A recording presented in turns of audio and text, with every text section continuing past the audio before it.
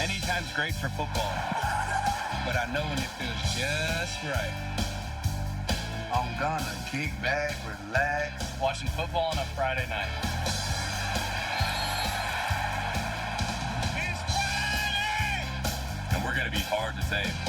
Eagle roll! It's Friday! Coast to coast. The CFL is Canada's game.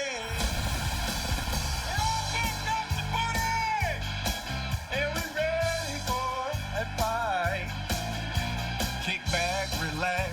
Watching Friday night football. The boys are all back. Playing CFL football. The game is up for grabs. It's Friday night football tonight.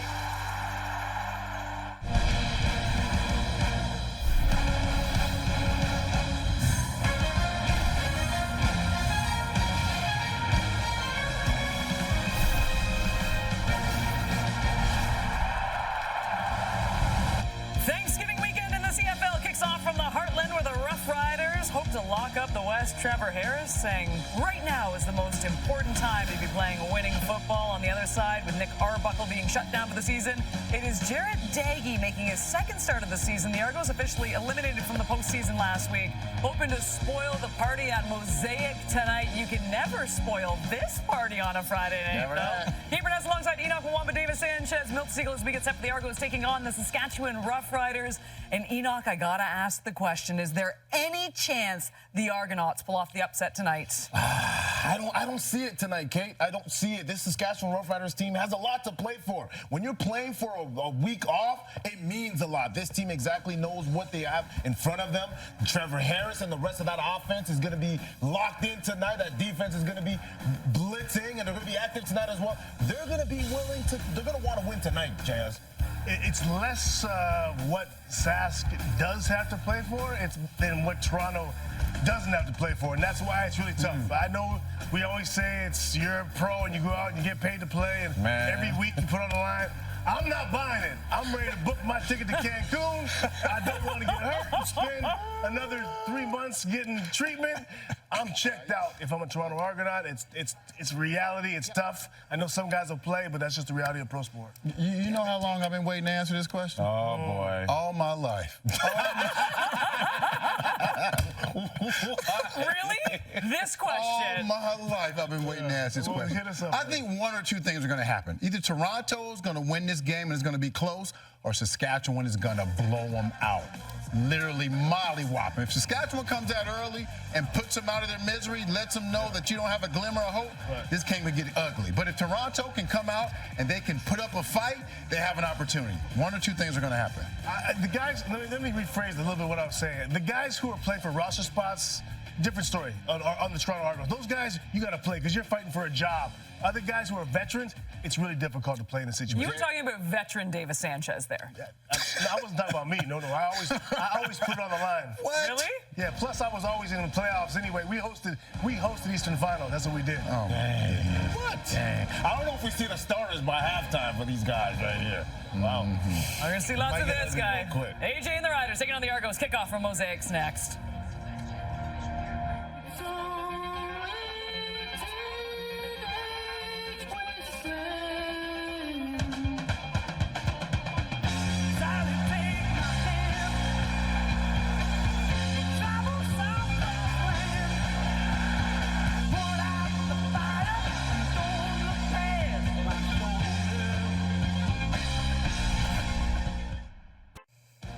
Of Calgary, Alberta. This is your chance to win big thanks to Save on Foods' $1 million touchdown to win. If the kickoff is returned for a touchdown, you could win groceries for a year. If 2 kickoffs are returned for touchdowns in this game, you can also win $1 million. Good luck, Brenda. Let's get you to Mosaic. It's Dustin Nielsen and Dwayne Ford.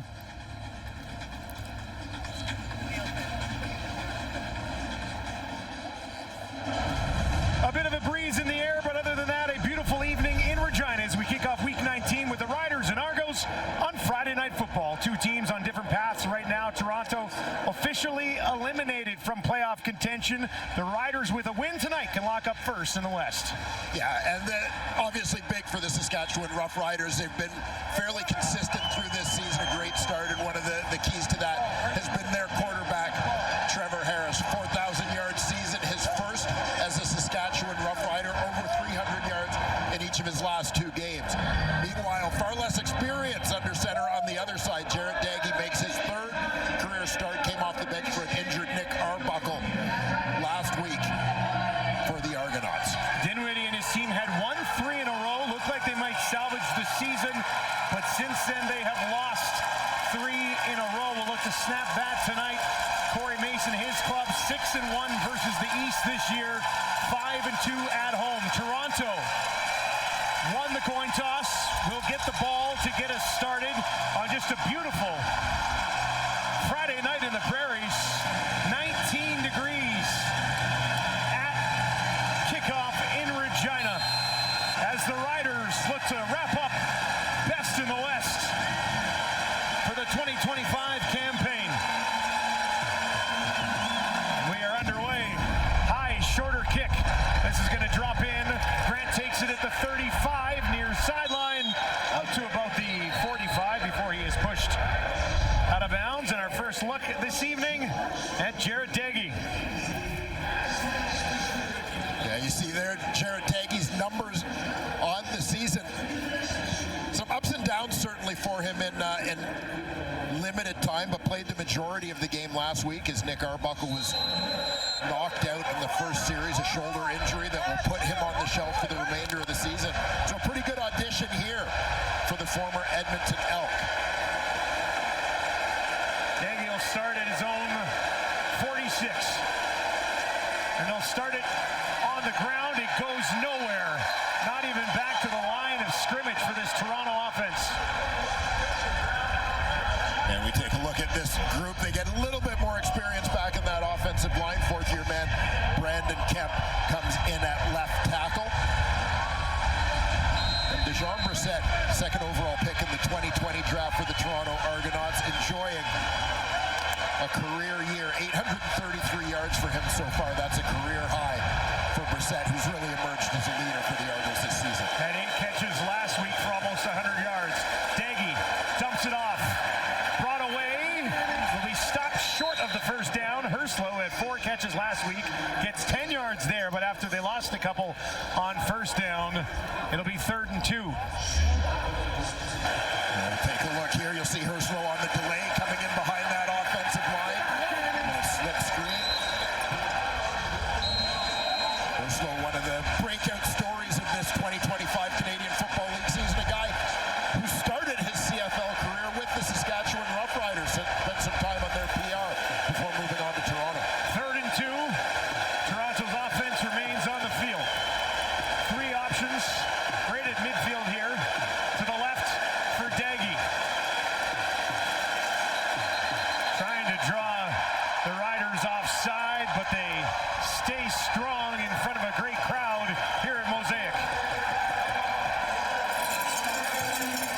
Yeah, Argos obviously taking a shot there to see if they can get the Riders to gift them that first down. But with a young quarterback playing, I think you're going to see the Toronto Argonauts in a lot of instances tonight really playing for field position, etc., but trying to make sure that they keep their offense and Jarrett Daggy in good positions as much as they can in positive situations. Aro Alford back in the lineup for the Riders. This week he waits on his own 10-yard line. Big Haggerty ready to kick it away. First punt of the game. And he directs this one far side. That's a booming kick. And that's going to bounce all the way into the end zone. Alford on a 69-yard kick will take a knee, and we'll get our first look at 4,000-yard man Trevor Harris for the Riders. And Trevor Harris, a guy who has really been something of a model of consistency throughout his Canadian Football League career. I think that's been particularly important this year. A lot of changes throughout the year to that receiving core around him. Great depth in that group. But Trevor Harris, whoever he's had in the lineup, they've done a pretty good job overall moving the football. Down by a single. Look at the ball on their own 40 here. AJ led into the slot. Harris looking to throw. Throws to his running back. Let's got it. Wrapped up immediately by Darkangelo. Let's take a look at the Saskatchewan offense. And on that offense, you've got left tackle Peyton Collins, who's been a nice find for the Riders this year. Good chance of being their most outstanding rookie nominee. And to me, one of the great unsung free agent signings of this past offseason, Tommy Neal, former Toronto Argonaut, doing a terrific job starting the last string of games for the Riders as they battled injuries in that receiving corps. 2 touchdowns over 4 years in Toronto, 4 this year for the Riders for Tommy Neal. Harris looking to throw again over the middle, has a man, midfield, a little bit of room to run, and Emilus will take it down inside the 20 before they eventually wrap him up. Big play, Harris to Emilus. And here's a couple of guys looking to rediscover their groove together. Emilus, the number 2 receiver in that Trips formation. He's just going to drag across the field. You've got man coverage defender Brandon Dozier trying to stay with him, but this is exactly the point of these crossing type routes. It's a lot of ground to cover. You've got a defender trying to work through traffic to shadow his receiver. 65-yard wide field offers an opportunity to get open that way. 50-yard strike to Emilus. Now a toss. Bit of a sweep here to A.J. Ouellette. He'll take it down just outside the 10. Let's take a look at this Toronto defense. Defensively for these Argonauts, Jamin Pelly, former University of Calgary star, a sack and season-high 4 tackles for him last week against Hamilton. Isaac D'Arcangelo takes over at middle linebacker for the Argonauts. They've shut down Winton McManus for the season. Keep an eye on rookie Delonte Hood at the corner. He's back in after missing last week. So 3 rookies starting for the Toronto Argonauts on the back end. Riders 63% inside the red zone this season. A.J. Ouellette will stand to the left of Trevor Harris. 3 to the right, 2 to the left, throws to the right, down to the 5, looking to the end zone, in! Touchdown Riders! Robustelli back in the lineup and back in the end zone, his 3rd of the season.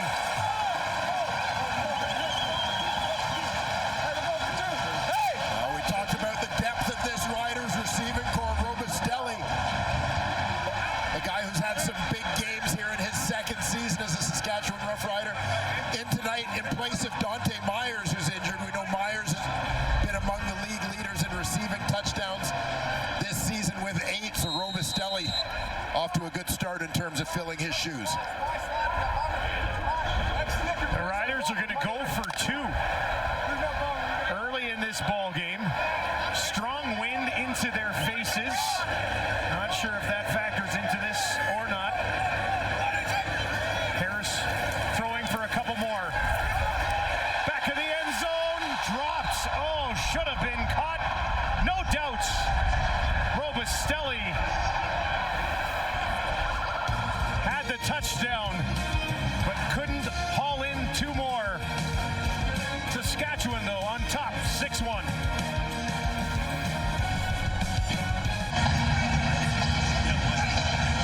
There's Joe Robustelli, who had the Riders touchdown, opened that their scoring moments ago. You see he gets a little bit of a rub there on the outside defender as he works his way underneath. Argo's unable to pick it up.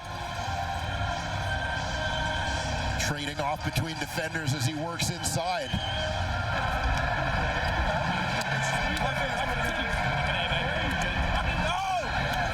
23rd passing touchdown of the year for Trevor Harris. 4 plays, 70 yards in less than 3 minutes, highlighted by a 50-yard strike to Emilus. Another short kick.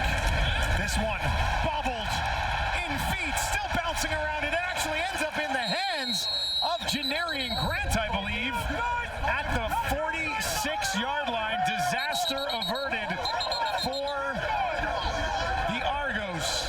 Daggy will have the ball, trailing by 5 when we return to Mosaic in Regina. Well, things could have gone from bad to worse here very quickly for the Argos as this ball bounces away. It was live, went off a foot, and ended up in the hands of Janarian Grant, who the Riders are clearly trying to keep it away from. Yeah, and it's tough to tell. I mean, the wind is playing a factor here as well for the Saskatchewan Roughriders in terms of a couple of shorter kickoffs, but the Argos need to adjust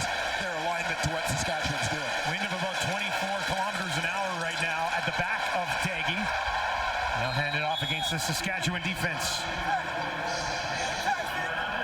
And on this defense, we'll see a little more of Ali Saad on that defensive line at tackle. We'll still see Mike Rose, but with a couple of Canadian DBs out of the lineup, they've got to balance the ratio.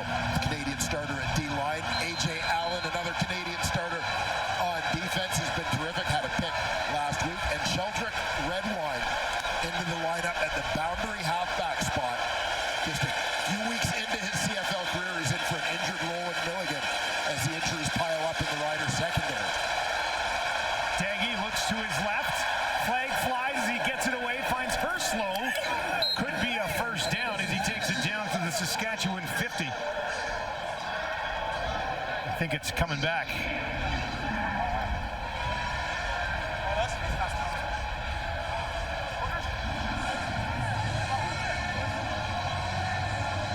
Justin McGinnis, our referee for tonight's affair here at Mosaic.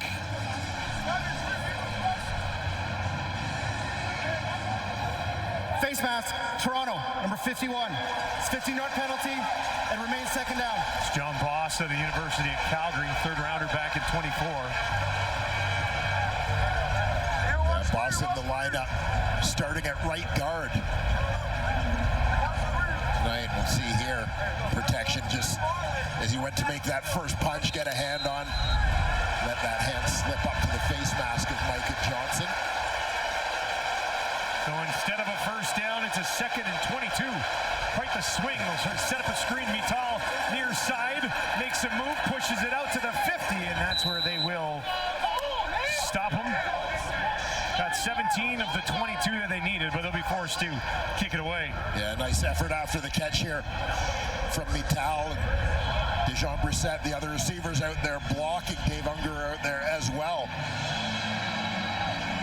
Argos, again, trying to limit the risk a little bit in terms of trying to get those yards back. So trying to go to a high percentage play and let the receiver do the heavy lifting. Close but no cigar on that one. Haggerty averaging just over 50 yards per punt. Had a 69-yarder to open the game. This is hammered away from his 40. Shorter this time. Hangs up there. Bounces. And Alford, after a 49-yard kick, just has to lay down on it. And Trevor Harris already has a passing touchdown in this game. He'll have the ball back as the Riders' journey to first in the West underway here tonight at home.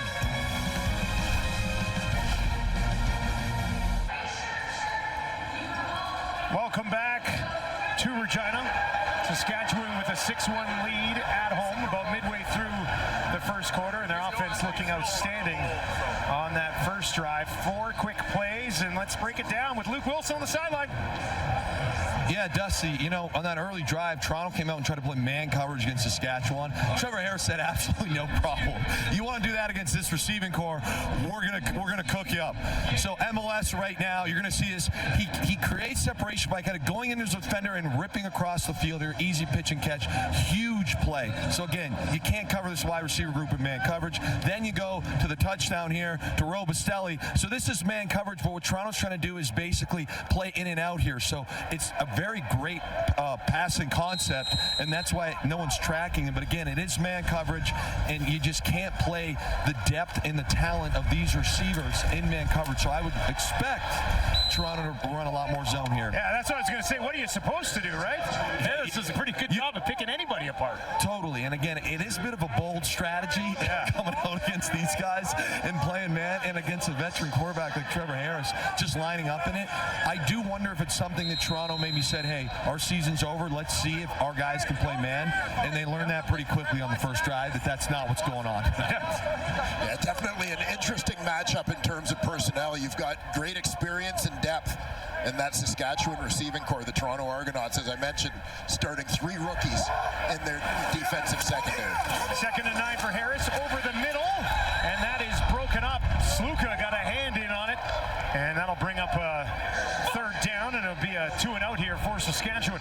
Yeah, Derek Sluka, one of those rookies, and certainly a guy who will be in consideration for the Toronto Argonauts nomination as most outstanding rookie. Nice break up there coming downhill on the play.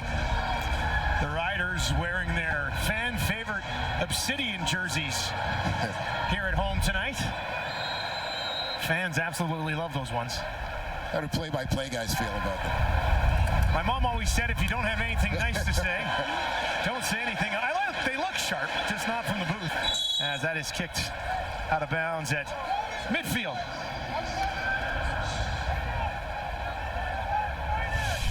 CFL Thanksgiving weekend on TSN is brought to you in part by WestJet. WestJet, the official airline of the CFL, and where your story takes off. Jared Dagey hoping that maybe a story for him can take off tonight. Just his third career start. Had an interesting day coming off the bench early for Arbuckle last week. Set a CFL record for completions for somebody coming off the bench, but threw a handful of interceptions as well. Dagey on the run to his right. Down the field, finds a spot in the defense, but DeMarcus Fields blows it up. Yeah, Dagey puts it on the money here. It's a tight window. He threads the needle, but so tight that the defenders are immediately on Jean Brissett to prevent him from securing that catch.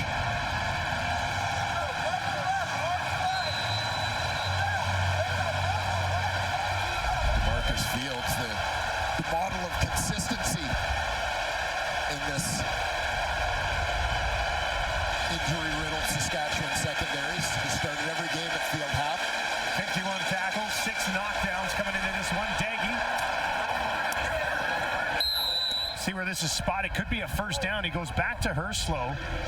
Busy start to the game for Jake Herslow, who leads this team with 9 touchdowns on the season. Get a look at Herslow going to work here. Just wraps it around that Will linebacker in his drop.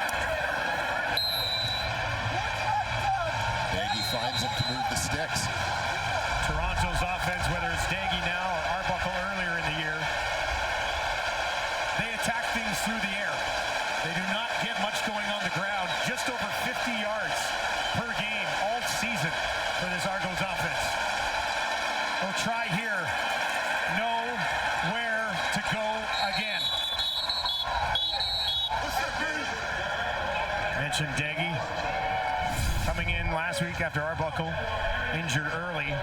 Set a CFL record for the most completions, coming off a bench with 34.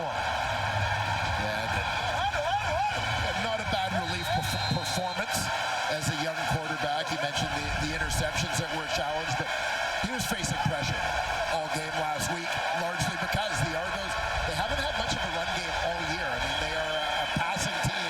You get a young quarterback in there and a defensive group that smells a little bit of blood. Nick Arbuckle watching on as he will for the rest of the season. Dagey over the middle again. Could have been taken away by Jameer Thurman. Had one last week. Could have had another one there.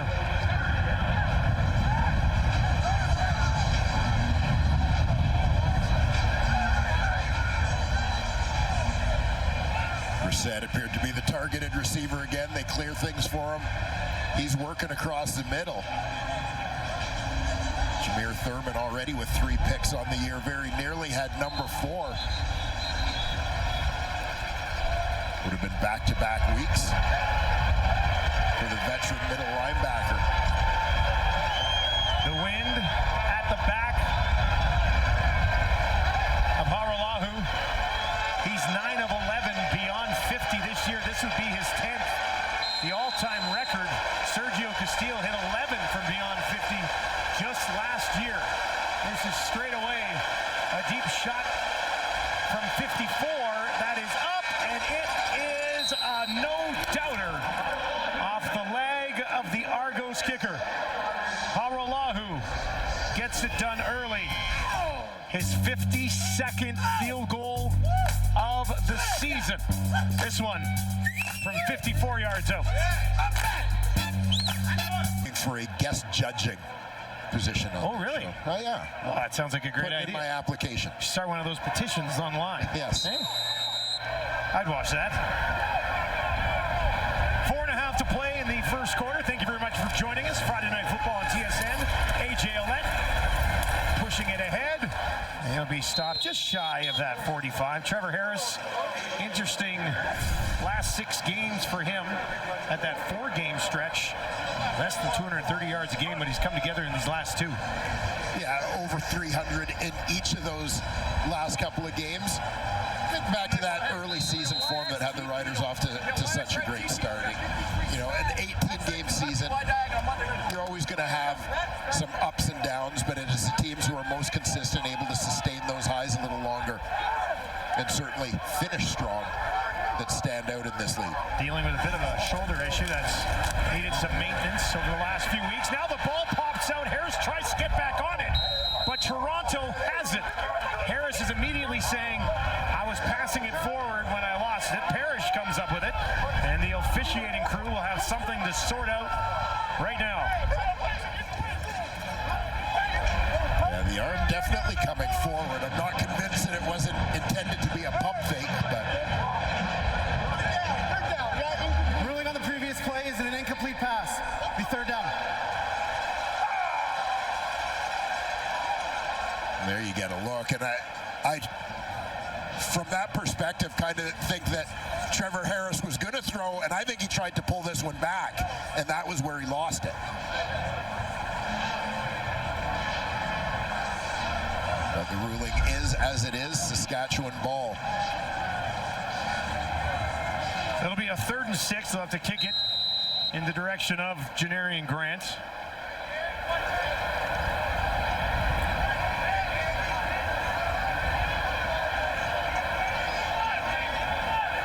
Grant waits just inside his own 25.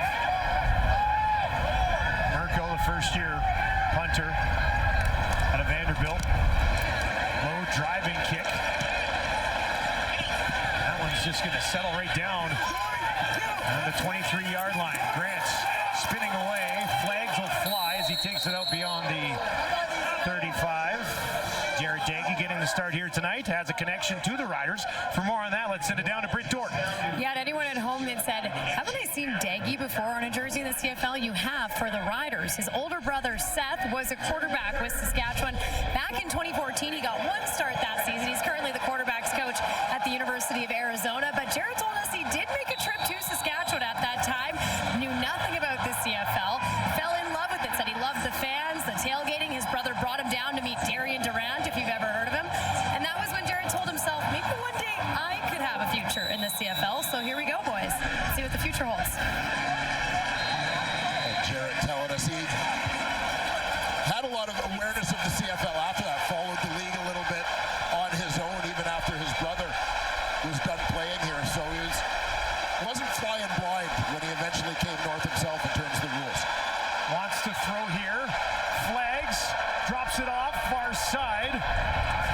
That's his running back, who will be wrapped up immediately. Sort out the penalties. A couple of flags flying at the same time. Might be against the Argos.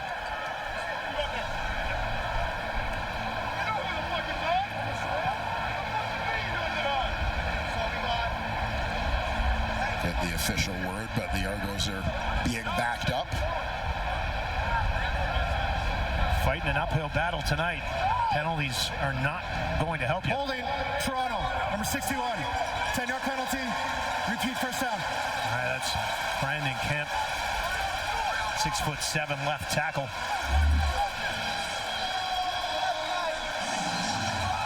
Well, you can see the takedown.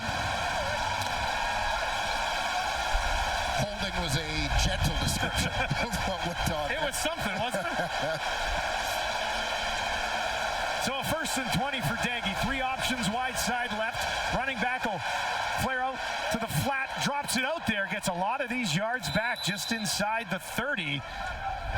Brissett goes up and gets it and hangs on.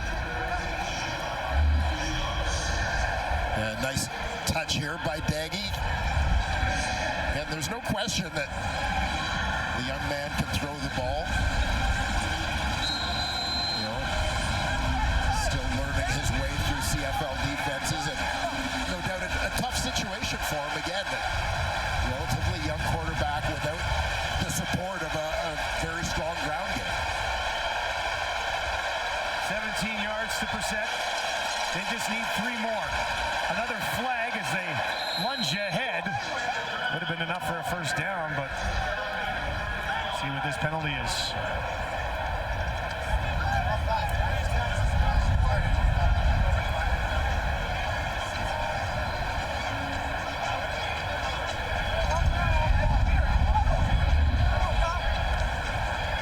We had some early movement from that Rough Rider D-line. Offside, Saskatchewan, number 96. Penalties declined. First down, Toronto.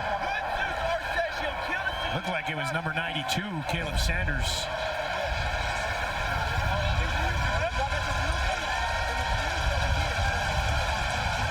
The officials have trouble reading the numbers on these jerseys as well.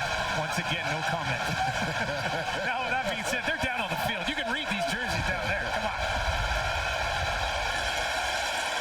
So a 1st and 10 from the Toronto 35. Quick hitter. Vitale's got it. Nowhere to go, and then he's absolutely crushed at the end of the play by Redwine, making his first start in the Canadian Football League.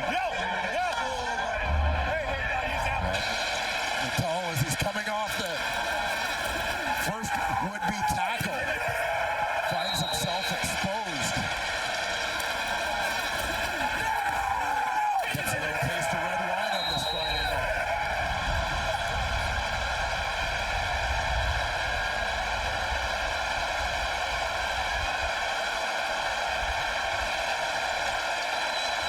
Second and 10. Riders will just send forward. Daggy has some time, gets it away, and another devastating blow, this time from Thurman, making Ungerer pay the price over the middle.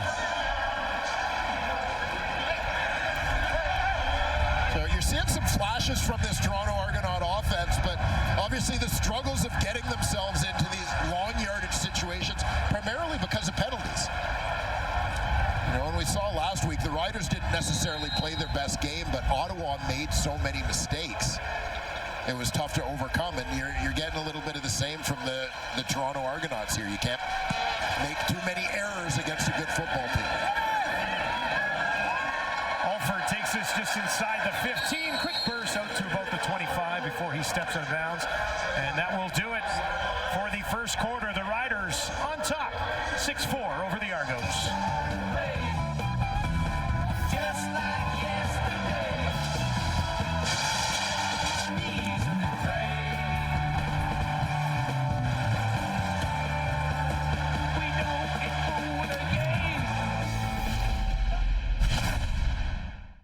Welcome back to Friday Night Football from Mosaic in Regina. It's the Riders leading 6-4, but the Argos, you know, hanging around here a little bit, but they cannot shoot themselves in the foot here, can they? Yeah, and this is it. The thing that stands out when you look at those stats is the penalties, as we talked about at the end of that first quarter.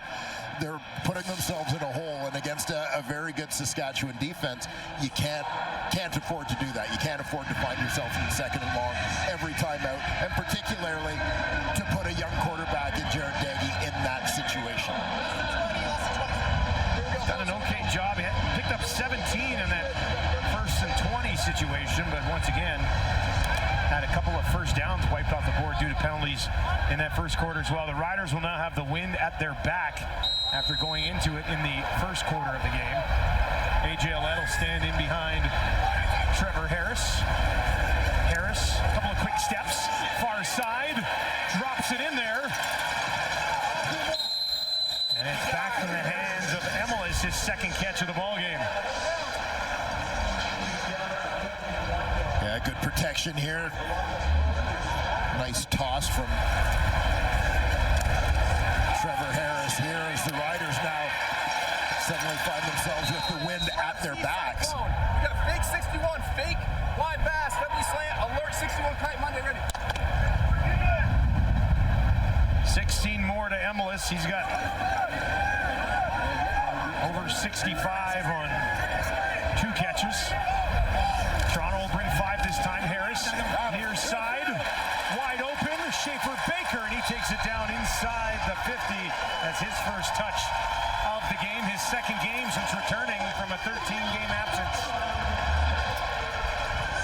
you'll see Trevor Harris kind of look off the D here. You're going to see the Saskatchewan Roughriders get a receiver swinging out and hanging low. That causes the defenders to come forward and opens up space in behind where he's able to drop it into Schaefer Baker. As here you see Tommy Neal drifts out. That holds the corner down low, creating a little bit of space behind him. Harris with 102 yards in his first 5 completions of the game. There's the 6th one, this time Keyshawn Johnson. And he's wrapped up and held on to. Aaron Casey makes the tackle after a 3-yard pickup.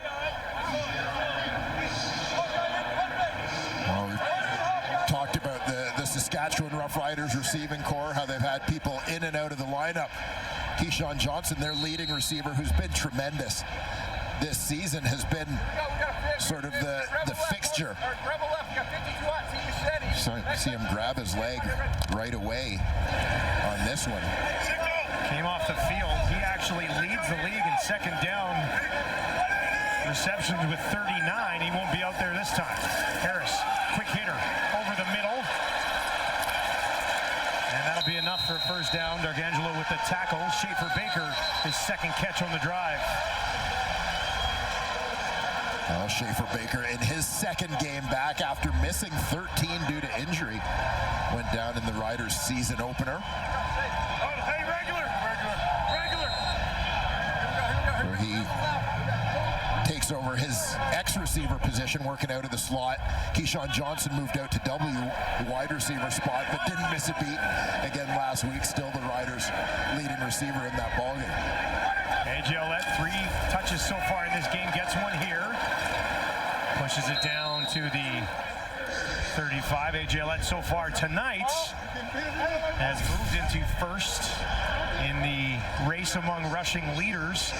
Mills and Butler right there with him. Yeah, and as you can see by those numbers, this is going to be a great race right down to the wire.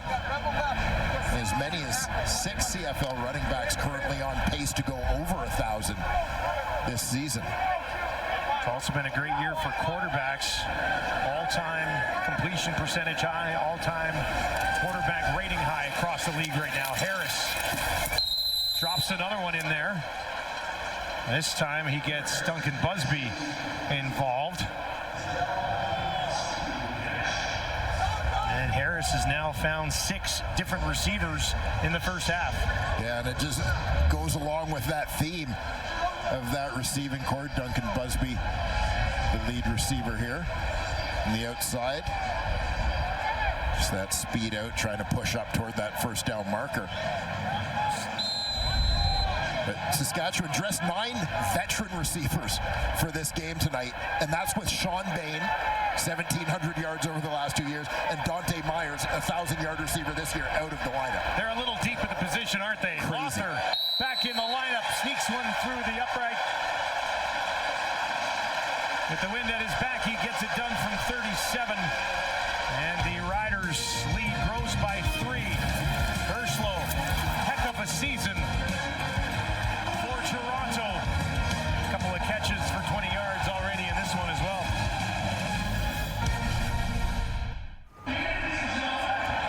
Team high 20 yards so far in this one for Herslow, but how about the stretch that this guy put together in the middle of the season?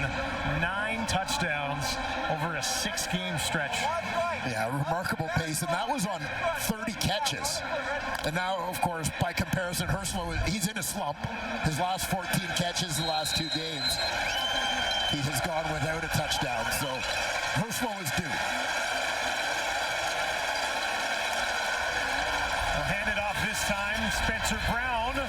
That's their best carry of the game. Not even close either. That goes for 11 and a first down. Argos to get around, able to get around the edge here.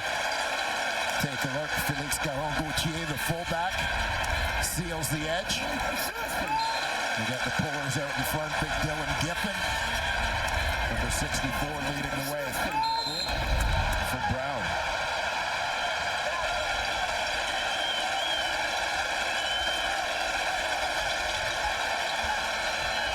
Fresh set of downs from the Toronto 51. Back to Brown again. A good burst. Finds some room on the outside. And that is close to another first down. Might be spotted just short. Back-to-back runs, but the Argonauts just haven't done that much all season. And again, take a note, Brown bouncing this one around to the outside. See some misdirection up front. Looks like linebacker A.J. Allen just got caught in the gap there, but again, bear in mind the Argos working against the wind now, so they want to use the run game, not just because it's hard to throw against the wind, but also to try and slow things down and limit the amount of time that Trevor Harris has the ball with the wind at his back. 2nd and inches. They're going to throw it over the middle, and it falls incomplete. Duggan was in the game in a short yardage situation. And now they'll go 3rd and inches, 2nd down, trying to sneak something in there. And Max Duggan, the former Texas Christian University star, led them to a national championship appearance. Getting an opportunity to play here, 3rd on the depth chart with Arbuckle out. Colcoa covered on that one. Duggan this time needing just inches, pushes it ahead. Should be enough. Needed the 49.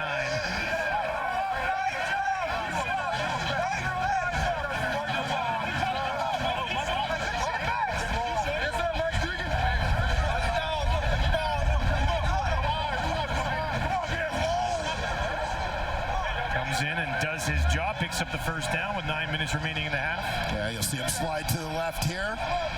Sees a little bit of movement, just ducks his head in there to pick up the required yardage. Now it's folded up pretty good by C.J. Rivas, A.J. Allen. That is Giffen, who's down. And we will step away as they take a look at their offensive linemen. The Argos offense remains on the field, down by 5. Here's a look at 28-year-old Dylan Giffen walking off the field. One of their backup offensive linemen. Yeah, he's missed significant time this season. The Argos have played with a lot of inexperienced O-linemen at times. Back on the ground with Brown. Short pickup this time. It's like just a couple of yards. Yeah, Argos looking to do a little bit of ground and pound here. They've had some success in this possession with Spencer Brown. But the limited production in the run game has been a consistent storyline through this 2025 season for the Toronto Argonauts.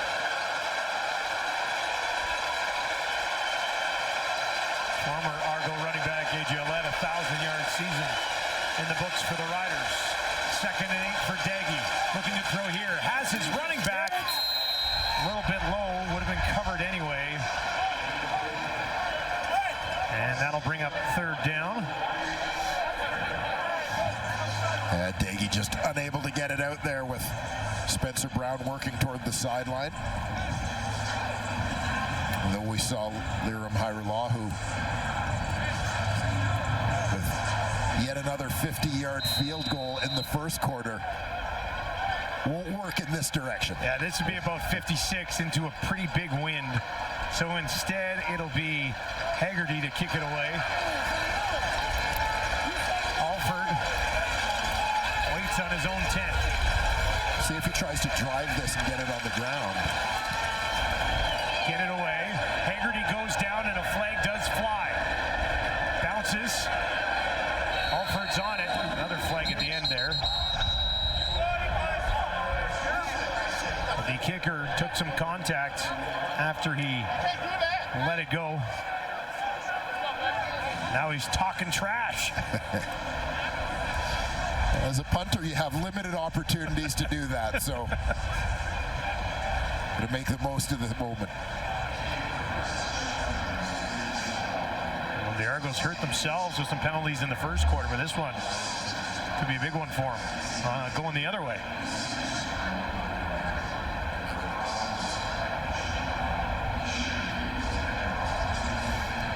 Was he guided in there? Was he pushed in there? What do you think? Yeah, I think that's going to be the argument. See Felix Gauthier, the personal protector back there. To me, he's still pushing out, not so much back into the on-rushing rider player, Mitch Picton.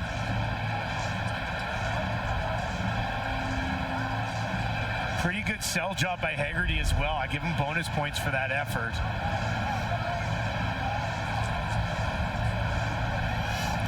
Yeah, there was a no yards flag at the other end of this play.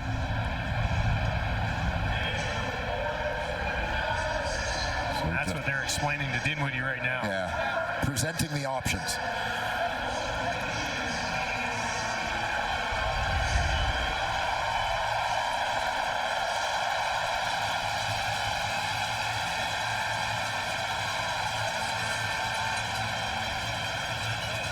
Justin McInnes trying to sort this one out for us. Looks like it's going to be pushed back 5 yards. And the Argos will have to kick it away from a little bit deeper. 2 fouls on the previous play. Contacting the kicker, Saskatchewan, number 81. No yards, Toronto, number 6. We'll replay 3rd down. So again, contacting the kicker, not roughing the kicker. The important distinction there in terms of the way the penalties balance out. Well, Haggerty will do it again. Midway through the second quarter. No contact this time. He gets it away. Alford will take it just outside the 15, 36-yard kick. And he runs into a wall on the far side of the field. Beautiful Friday night in October on the prairies. Riders offense in the huddle, but no Keyshawn Johnson. For more on that, let's send it down to Britt Dorff. Yeah, after his injury, he was taken to the sidelines, and on the bench, he was evaluated by a trainer on his right knee. They then took him into the tent for further evaluation, and eventually he ended up leaving the game and is in the locker room right now, getting looked at by trainers. As you guys know, a very key piece of this offense, arguably probably the best receiver for this group. But the good news is, when he was walking out the field, there wasn't any noticeable limp, and he was able to take himself to that locker room. Something to monitor down the stretch, and of course into the playoffs. Over 1,150 yards for Keyshawn Johnson this year. Harris throwing down the field. There's a flag as he drops it in neatly near sideline. Robustelli's got it. We'll have to see what this penalty is, but Robustelli's been a big play guy. This one goes for 44. Illegal contact, Toronto, number 14. Penalties decline. First down, Saskatchewan. Yeah, the penalties decline. Here you'll see Robustelli, little stem to the inside, and then that release back out to the corner. Gets Hood grabbing, trying to slow him down. Perfect placement on the ball from Trevor Harris. Working against Alontae Hood, playing in just his 4th game of the season out of Peru State College. Now Harris will flip it ahead underneath. And now with Johnson banged up, and Myers not able to go this week. Trevor Harris down 2 more weapons. You said they dressed so many receivers here, and everybody stepped up. Even these 2 guys stepped up earlier in the year when they lost Schaefer Baker. Yeah, lost Emilus. Yeah, out for a stretch as well. But yeah, a couple of guys that stepped into the lineup last season. Second-year guys, Johnson and Myers, and emerging as a pair of 1,000-yard receivers here in 2025. Harris, near side. That is held on to. D'Arcangelo lowers a blow on A.J. Ouellette, but that'll bring up 3rd down.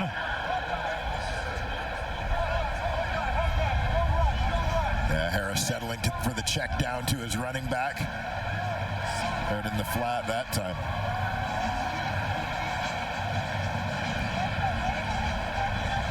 Again, Isaac D'Arcangelo in the lineup at middle linebacker for Wynton McManus this week, and presumably for the remainder this season.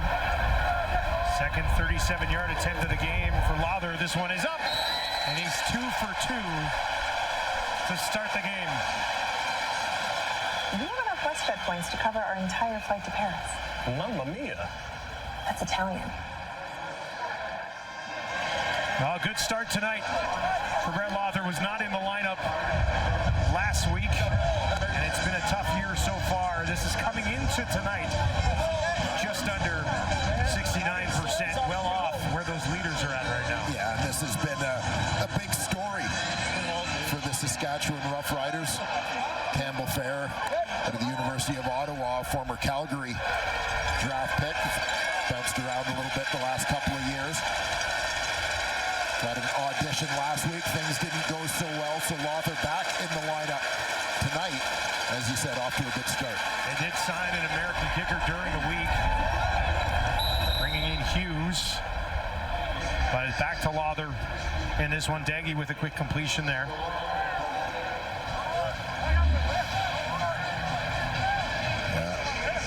Daggy looking to get it out quickly here. Takes a shot.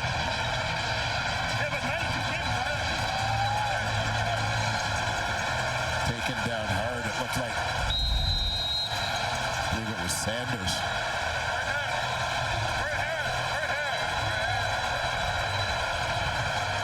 But officials and spotters not loving the way that Daggy hit the turf there. Injury spotter is removing Toronto number 7 from the game.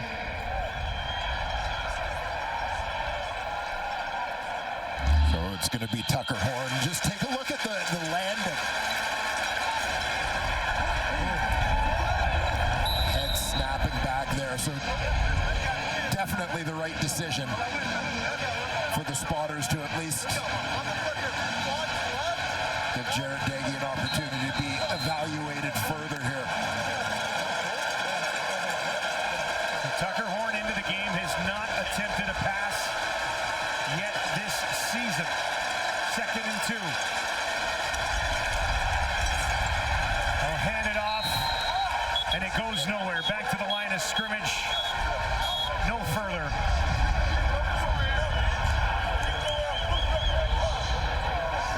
And that'll bring Haggerty back out here on a 3rd and 2. Third 2 and out of the game for the visitors. Well, limited experience for the Argonauts at quarterback. Obviously, Chad Kelly has been out all season. Nick Arbuckle now with the shoulder injury, down for the year.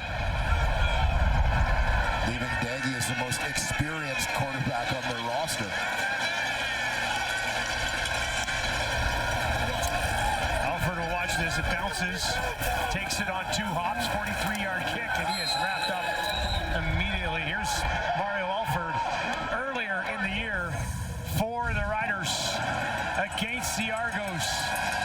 Yeah, after the Argos had battled all the way back in this game against Saskatchewan.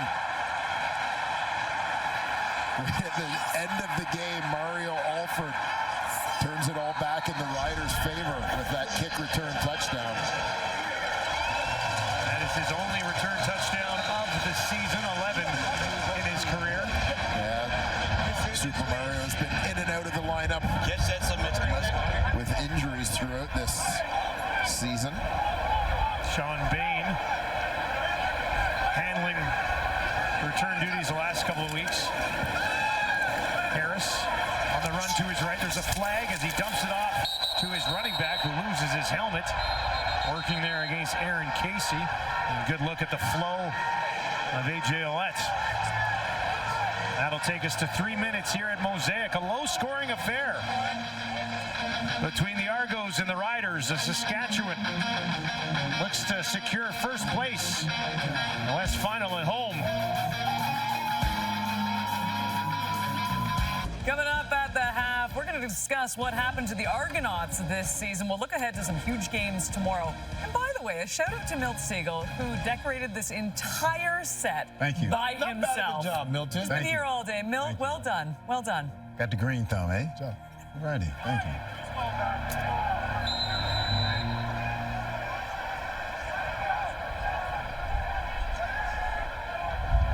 I have to say, impressive effort from Milt. Quick completion here. Tommy Neal. See if the Riders can move the ball here, put some more points up with the wind at their back. Swirling around a bit, but mostly at their back. Well, under circumstances, the Toronto Argonauts doing a decent job keeping this close and trying to take advantage of a long field for the Riders here. Second and 10 for Harris. Argos send 5. They might have been early. Harris gets it away, almost taken away. Trying to find Tommy Neal. Willie Drew defending. There's another flake in the secondary here as well. We're going to have two things to sort through. Yeah, it did look like the Argos at least twitched a little bit at the line of scrimmage just before those flags came up. It did, right? I wasn't crazy. I wasn't seeing things. I thought they moved.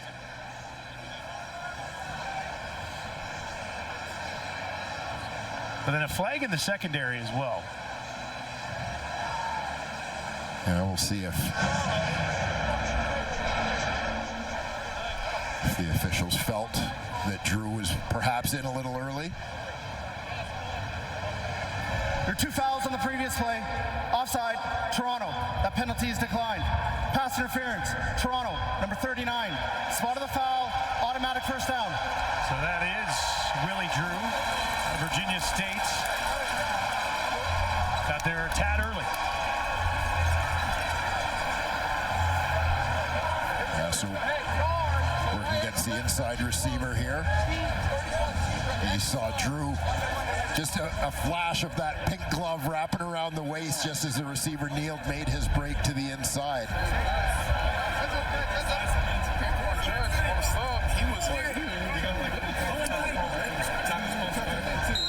Ball will be placed at the 36. Harris is 12 of 15 for 180 yards and a touchdown in the first half. Gives it to A.J. Ouellette. A.J. pushes it ahead. They'll hang on to him, but he pushes out for 6 yards on first down. Well, A.J. Ouellette. A terrific season for the Riders this year. One of the big keys for him, playing a little bit lighter. I think that has also contributed to him being able to stay healthy to this point in the season. 18 carries for 53 yards and a touchdown last week for Ouellette. Harris gets this one away. Down the field, lays it out there, and is it held on to? Emilus pointing, saying, I had it. And they'll say, we agree with you. That's a catch, 24 yards.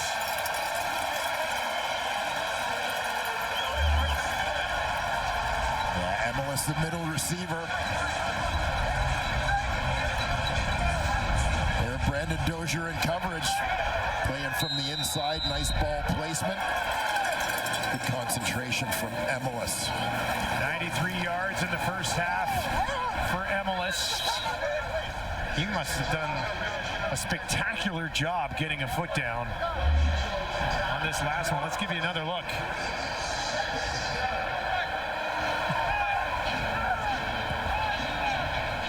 But he's pushed. This is a new rule where when the toe goes down, if the rest of the foot comes down out of bounds, which it looks like it did here, as long as the toe hit inbounds first, it's going to be a catch. Second and 7 for Harris. They've stalled in this area in the last few drives. Toronto's going to bring a bit of heat. Gets picked up. Back to Emilus again, but it will not be enough for a first down, and that'll be third down for the Riders. Well, Sam Emilus having himself a big night, part of that great 2023 CFL draft class.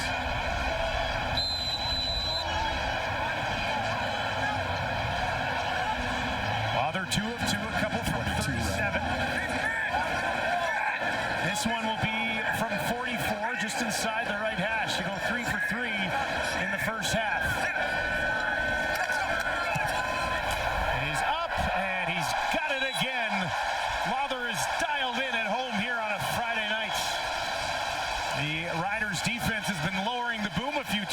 that physicality. Back down to Luke Wilson.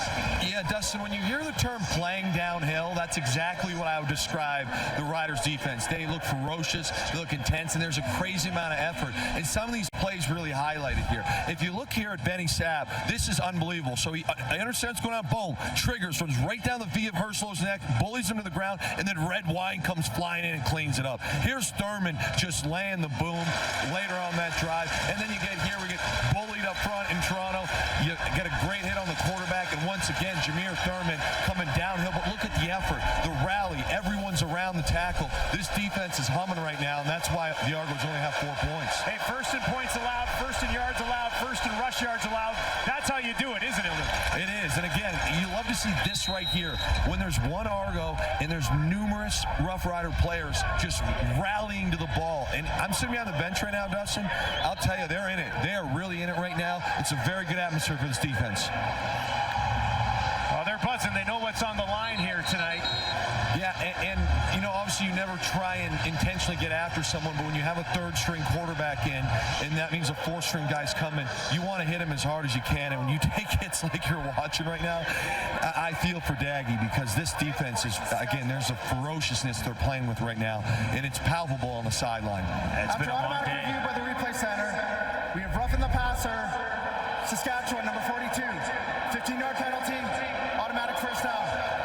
Hey, Luke, I know you're a big proponent of establishing the run game early. Obviously, that hasn't been a big thing for the Toronto Argonauts, but do you anticipate they might need to adjust that, particularly now with Daggy headed to the sidelines again? I do, Dwayne, but I will say the 2 big runs from the last drive, as much as I would love to give, you know, the flowers to the Argos O-line, it was a fundamental issue in Saskatchewan's defense. 2 guys in 1 gap, so it wasn't like they got bullied up front.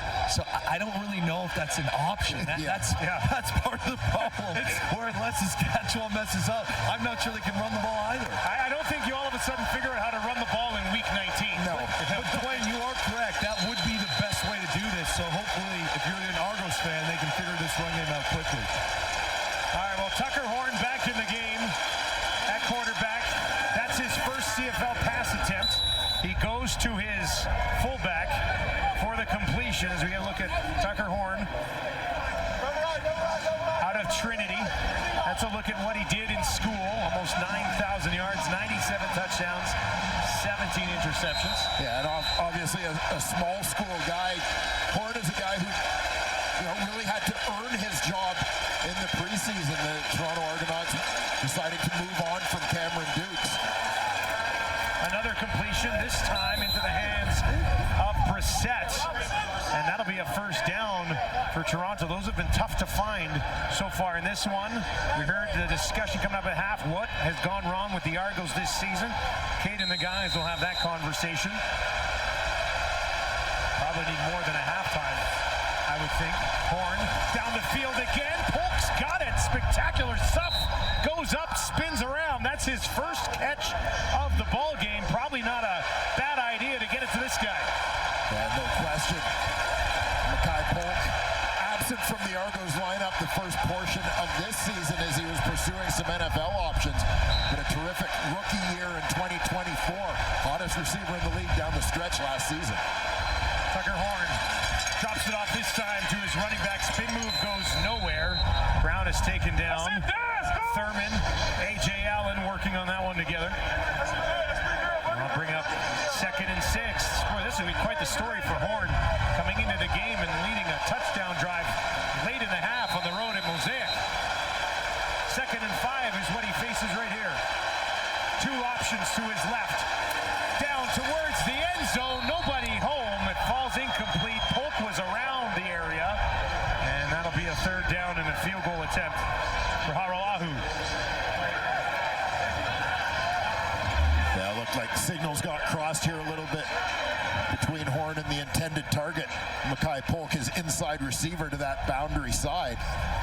Gets in behind the linebacker, and like he just took it a little flatter than the quarterback anticipated. Now, Horn's a guy we expected with the Argos out of the playoff picture to see him start one of their final few games, as Coach Ryan Dinwiddie wanted to get a little extended live look at the young QB. So we may just be getting that a little bit earlier with the injury to Daggy. 53rd field goal of the year for Haralahu. And that cuts the lead to 8 here at Mosaic with 9 seconds remaining in the ball game. Riders have had to settle for 3 field goals after Trevor Harris led a touchdown drive to start the game. Last week, the Riders won a game without a kicking point, which was the first time in franchise history that had ever happened. And it wasn't for lack of effort. A couple of missed extra points last week. Harris just dumps it off. Up to the 45, into the hands of Robustelli with 2 seconds on the clock.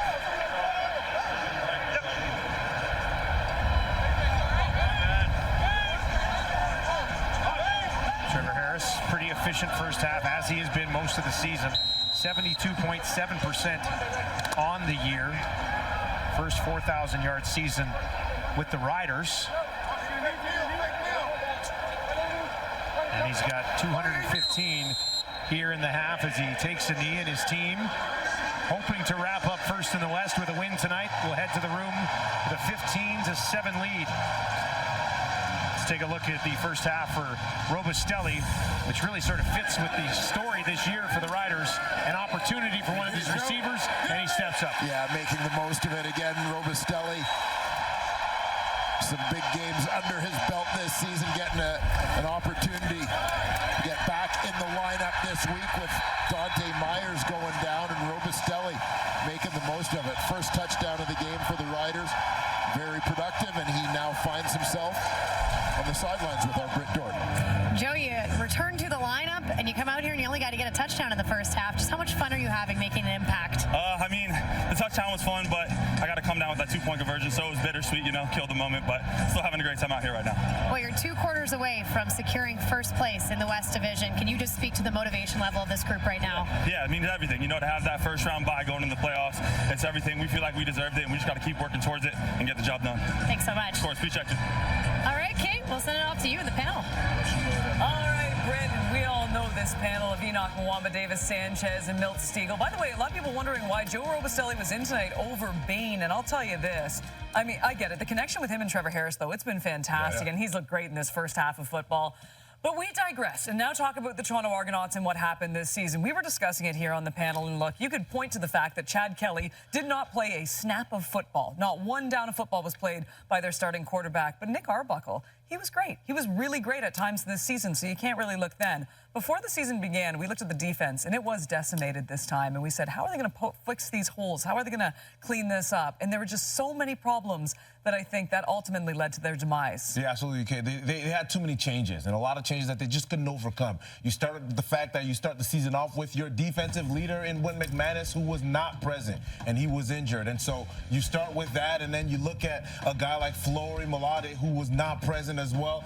That was a huge hit to that defense. I know. I always talk Shocker, about you brought up Flo. Your best I played friend, on the Flo. defense with He's him. a I baller. know how It's a impactful fact. he is. It's a fact. Look at this It's a fact. Calgary defense It's a fact. without him right now. We agree. We agree. So without having a guy like that, coming off of a Grey Cup winning season like that, it doesn't matter. It is tough to overcome, and obviously you can see how it affected this team. Yeah, I mean, you're averaging or giving up, over 30 points a game? When your defense is playing like that, their run game is non-existent. I mean, they're at the bottom of the league in run game, too. So those two things, and we look at that's been the most surprising to me, even with the changes, Enoch. I know you talk about the changes, and you're not wrong. That's Enoch, by the way. You're not wrong. It's the fact that, because every team has changes, but the fact that we thought that Chad Kelly not being there was going to be I thought that would be the biggest issue. Yeah. It actually has not been, because to your point, Nick's been so good, but their run game non-existent. Their defense, although there's changes, a lot of teams in this league, there's a ton of change. So that's the biggest surprises for me, is that quarterback wasn't even the issue. Those other two, run game and defense, were that bad. Dean Carey not being in a lineup coming out. And they moved on. They thought they could. And I think what happened was they moved on from players in the past, and it worked out for them. I mean, last year, they were in the Grey Cup, and all the players that they let go, they didn't sign back, and it worked out for them. And I think they thought the same thing was going to happen this year. You know, you traded away Allen to BC. You let Amos go. You didn't have a running game. You let some other guys go, and they felt, well, we did in the past. We'll be okay. But that wasn't the case this year. So they have to reevaluate what they have there. I think Ryan Dinwiddie, and everyone knows this, he's still a great coach. I mean, when you go to win two Grey Cups in your first 4 years, you're a great coach. So they still have the great foundation there, but they just have to reevaluate what they want to do at quarterback. I still think Chad Kelly is their guy, but they also saw that Nick Arbuckle get done. You try to trade him away for some assets. So they got a good foundation there, but they definitely have to make some changes because they can't continue with the same individuals they have and think they're going to get different results next year. And I completely agree. I mean, year after year, we saw them do this. They lost guys. It was no big deal. They were able to plug these holes, but maybe just got a little too confident this year and ultimately missing the postseason after winning the Grey Cup. This game currently 15-7 after the break. We talk more about the West.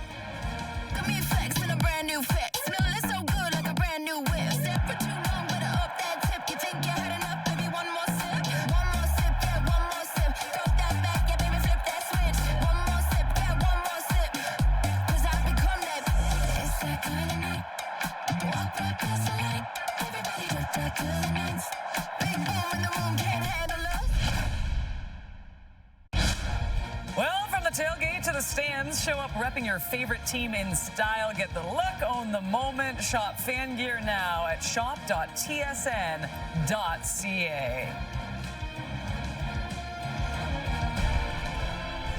Thanksgiving weekend continues. Tomorrow, 3 Eastern, noon Pacific. It is the Calgary Stampeders and the Hamilton Tiger Cats. And then a little later on at 7 Eastern, 4 Pacific, it all wraps up with Winnipeg Blue Bombers in Edmonton to take on the Elks. The Elks still holding on to hope. This is a fascinating day of football, to say the least. So if Calgary wins and if Winnipeg wins, that means that Edmonton is eliminated. So we have Calgary and Winnipeg moving on into the postseason. Ches, in your mind, does it play out this way tomorrow? We have 2 teams. I don't know how it plays out tomorrow. I mean, that's yet to be determined. But I look at these 2 teams. They're both teams, Calgary coming off a loss, Winnipeg coming off a bye. What we thought early on in the season, the quarter way through the season, the teams we thought were dominant, the Sask, the Calgary, it's not that way. This West right now, if you ask me to pick, the top 3 teams in the West, that changes for me every single week. And I think I'm really under the wait and see pretense tomorrow. I don't know what's going to happen tomorrow. These teams, one week they look dominant, next week they're not. I don't know what to see, but I look forward to seeing it tomorrow. But this West is wide open. For me, I'm really looking at these Calgary Stampeders. I'm really looking to see what direction they're going to go in. I mean, this is 4 losses in a row. 4 or 5 weeks ago, we were saying, hey, this is the team, the favorite to win the Grey Cup. VA is the favorite to be the MOP, and now they're in a position where they're trying to seal a spot to make the playoffs. Just think what would happen if they're not in the playoffs and Edmonton makes the playoffs. Just think about that, and that's still a possibility. That can happen. It's slim, but it can still happen. So I'm looking at these Calgary Stampeders to see how they come out. Because even if they're in the playoffs, they don't want to go in limping. They want to go in with some momentum. If they go in losing 5 or 6 games in a row, whatever it may be, that's not a good look for these Stampeders. Yeah, that's the team for me that I'm watching, the Edmonton Elks. I mean, they are arguably probably the hottest team in the CFL right now, maybe just besides the BC Lions. This team is the team that you got to watch out for, because if they crack a spot into the playoffs, man, they are going to be dangerous, because how do you hold on to Rankin? How do you keep that guy in the backfield? And you got Cody Fajardo, who's just figuring ways to get wins. So this is the team that I really want to see. And that defense, J.C. Sherrod has that defense playing extremely well as well. So I'm looking forward to seeing what they're going to do. Could you imagine if Edmonton squeaks in there and Calgary doesn't make it? By the way, it is the lights-out game at Mosaic. We need to go to one of these. Panel road trip. Bring us home.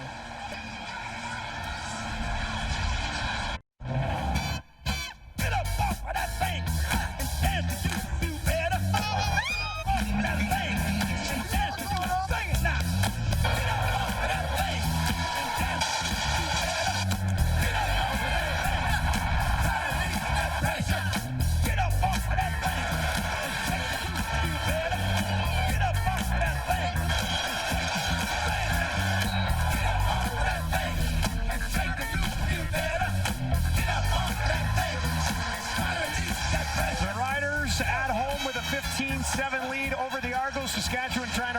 first in the West. Argos trying to play spoiler tonight. Isaac D'Arcangelo stands by with Britt Dorton. Well, Isaac, you came into the lineup in place of Whit McManus, who's out with injury right now at middle linebacker. How did you feel in that first half? No, for sure it was awesome. You know, any chance you get out here is a blessing, and it's just, a lot of people wish that they could play the game still. So just us being able to have this another chance tonight has been awesome. Well, we know injuries have plagued that quarterback position again here tonight. How much does the defense wear that though, when they know they have to help out the offense? Yeah, no, for sure. We know we got to take care of business, and we got to keep the sevens off the scoreboard, and hopefully hold them to threes or even zeros. So, we know we got to do our part, and we got to, count on the offense as well. Thanks so much, Isaac. Awesome, thank you.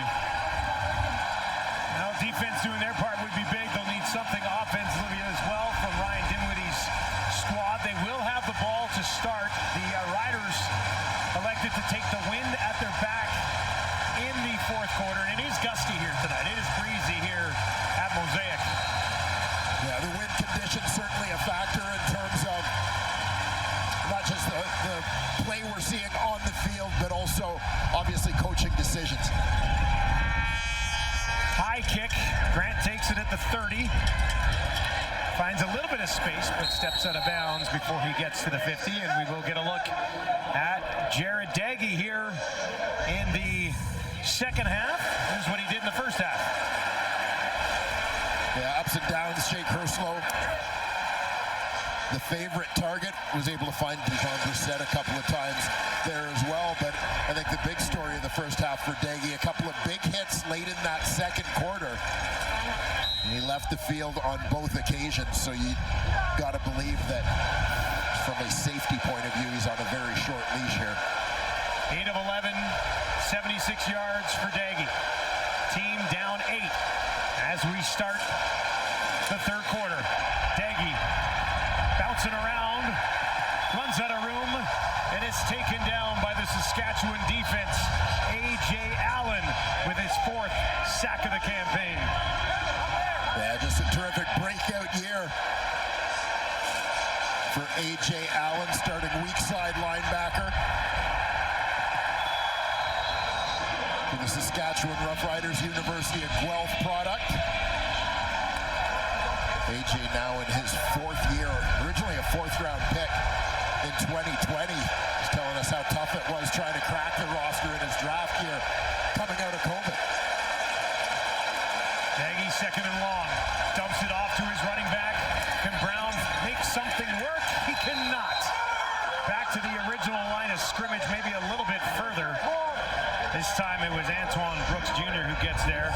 And the 4th 2-and-out game for Toronto. And Brooks looking to make the most of his opportunity in this starting lineup. We've talked a little bit about the injuries in the secondary for the Riders, and that shuffle has led to C.J. Rivas moving from the nickel or Sam linebacker spot back to safety. Brooks getting an opportunity now to play that nickel position. Haggerty forced into duty early here in half. Hangs one way up there. Alford waits, takes it at the 10, a 53-yard kick. Trying to find some room. He will not. Runs all the way across the field for a return of about 2 yards. Trevor Harris, first half, 215 yards, had this touchdown drive early on the big play to Emelis. Yeah, got things started quickly, hit Sam Emelis on the crosser for 50-plus yards, and then Joe Robustelli for the touchdown. Pushing it down the field and getting all of his receivers involved. That's one of the things I think stood out about the opening 30 minutes of this ball game from a Saskatchewan point of view. 7 different players with a reception from Harris. One of them, Keyshawn Johnson, has officially been ruled out tonight for the Riders. So no Dante Myers coming into this game. Saskatchewan is challenging the previous play for no yards. And play now to be reviewed. Keyshawn Johnson will not come back. And we're going to take a look at this challenge for no yards. Yeah, it was close. Jonathan Edward, the first man down the field for the Toronto Argonauts, was trying to slow up, but I know the reaction of the Rider faithful here. You see Edward leading the coverage down, and he tries to kind of slow up, but he's definitely within 5.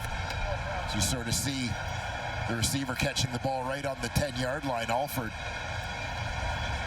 Crowd here did not like that wasn't called. No, round of boos. Yeah, they waited to see if Alford was going to be able to break the return, and when he didn't, they began lobbying for the penalty. You know, and I know there's obviously sort of lateral distance on the field there that is, you know, it's a 5-yard radius, not just sort of 5 yards north-south. He was inside the radius, though, wasn't he? I would think so.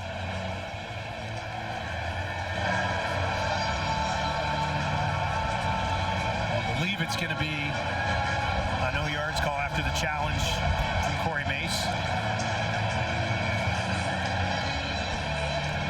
Better field position for Trevor Harris. And this drive to start the third quarter.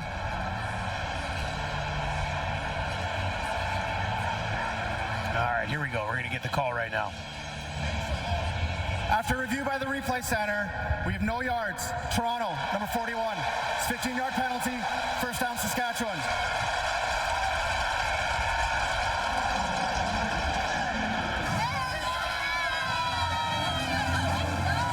Mace with his 4th successful challenge of this season.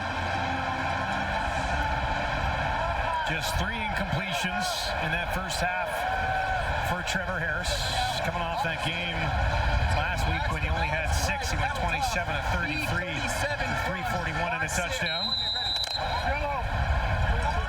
And once again, just to quickly reset it, Keyshawn Johnson will not return in this game for the Riders.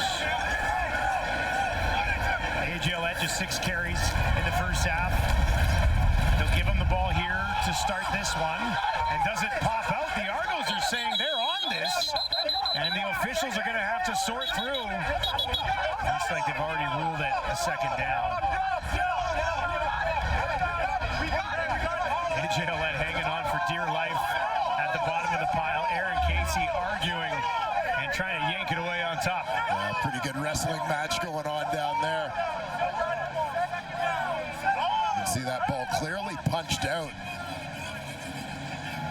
How Ouellette is the guy who ends up with it. Somewhat remarkable when you see how far away from him the ball gets knocked initially. It was Casey who punched it out. And he had a good crack at it. Yeah, Logan Ferland, the first rider to get hands on it. But Ouellette able to reach over and get his mitts in there as well in the wrestling match with Aaron Casey.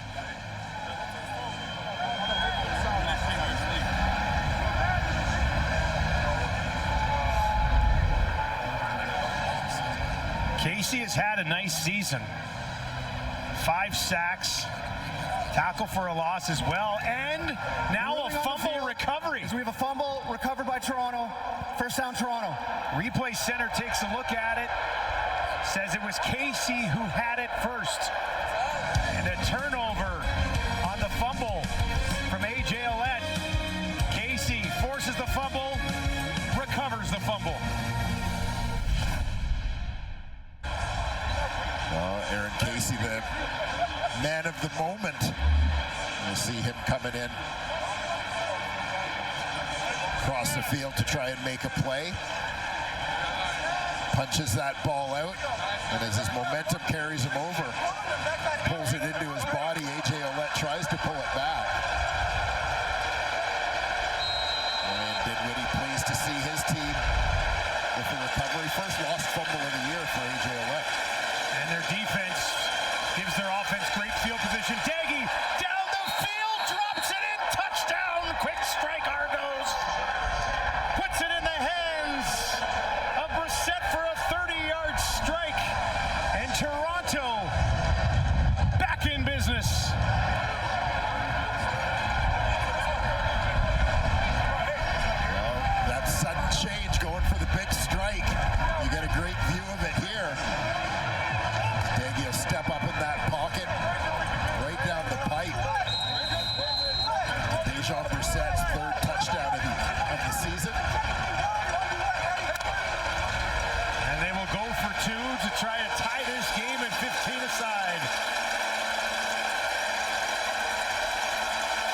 Brissett in the slot to the left of Deggy. Looks in that direction. Throws in that direction. No, broke it up. Benny Sapp got a hand on it. And the Riders will remain on top.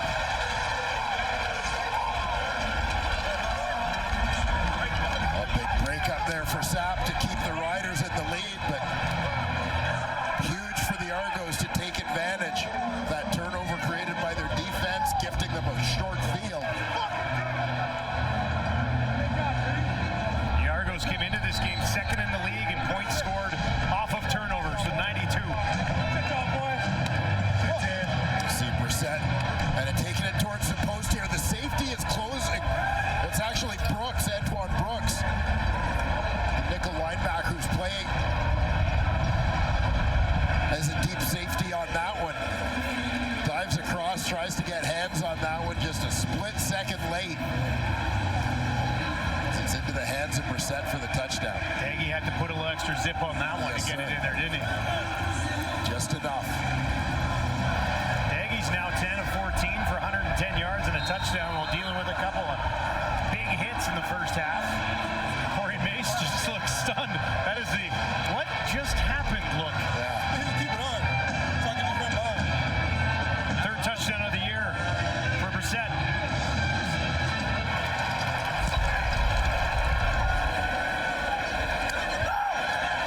Alford takes it just inside the 10, finds the 30, and steps out of harm's way just inside the 40. Well, it's been a great season for Brissett.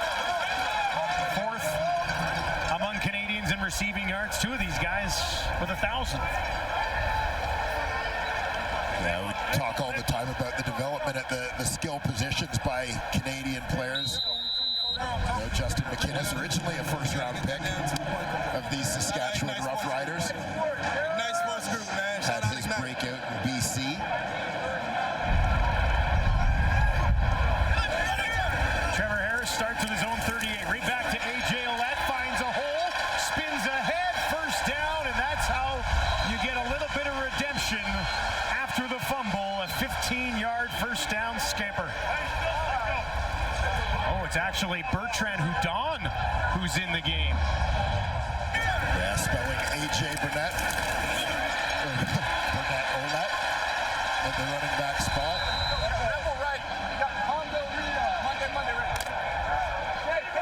Third-year Canadian out of Delaware State. It's his second longest run of the season for Bertrand Houdon.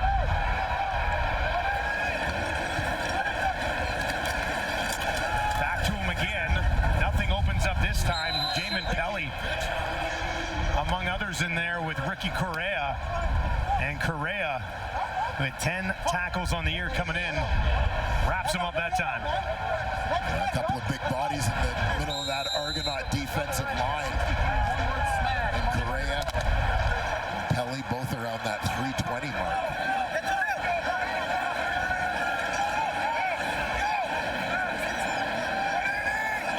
Second and 9, just shy of midfield for Harris. Looks to his left, deep shot, down the field, drops it in there far side.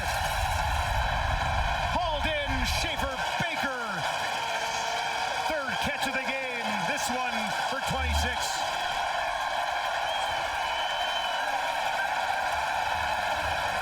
Schaefer Baker's working towards that corner. Pretty good coverage on the play.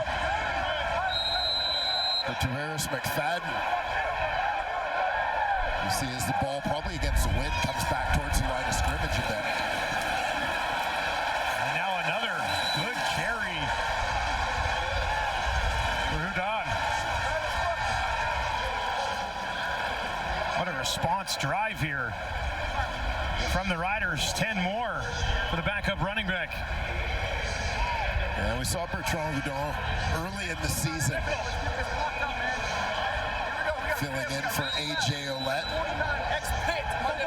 Productive performances. He spent a little bit of time on the injured list. Valuable guy to have. Just inside the red zone. Schaefer Baker again. This time they'll contain him, and he'll take it down inside the 15. We saw that board of the leading Canadian receivers in the league, and it's amazing when you think about some of the names that maybe have been in and out of lineups and so on this season that could easily be on that list, but it speaks to the depth of talent among Canadian receivers in the league in this particular era. You know, we mentioned guys like Schaefer Baker and Sam Emelis in this ball game. Keandre Smith, along with the Philpott twins, were part of that 2022 draft class with Emelis. Harris towards the end zone, got it! Touchdown Riders! Tommy Neal versus his former club has his 5th major of the year.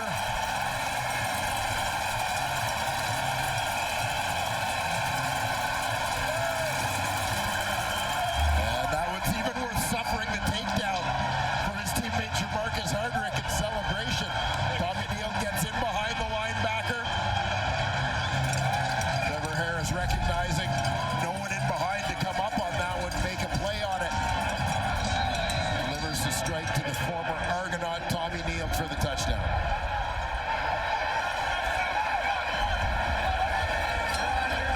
They will look for 2 more here.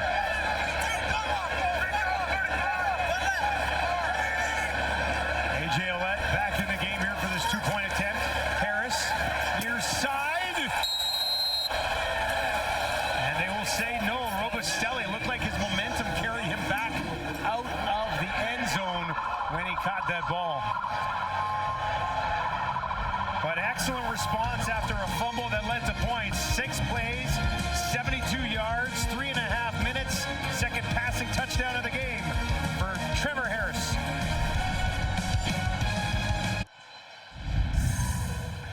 Dustin, you mentioned big response for the Saskatchewan Roughriders after the Argos had closed the gap on them. Got the ball moving on the ground a little bit. Thomas Bertrand-Hudon. And the touchdown strike. Trevor Harris to Tommy Neal. And, you know, the catch, feet were in the end zone. Ball wasn't across the line. It never got across. I don't think the ball ever got across the line. I think that's what the ruling was there. Here's Grant. A little bit of friendly fire, stays on his feet. There's a flag that flies about 20 yards.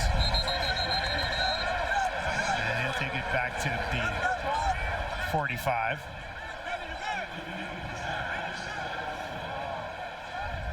During the return, holding, Toronto, number 38. It's 10-yard penalty, first down Toronto.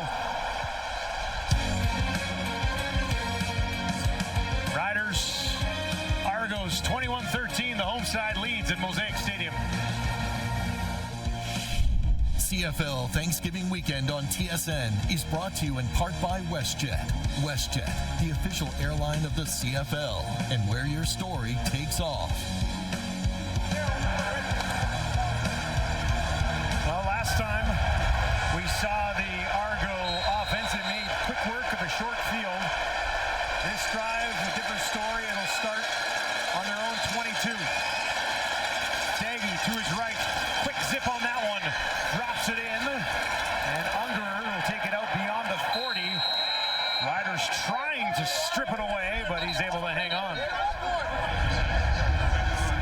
Dave Ungerer coming in from the outside. Here for a quick hitter. Hooks it up, being given a little bit of a cushion on the outside there.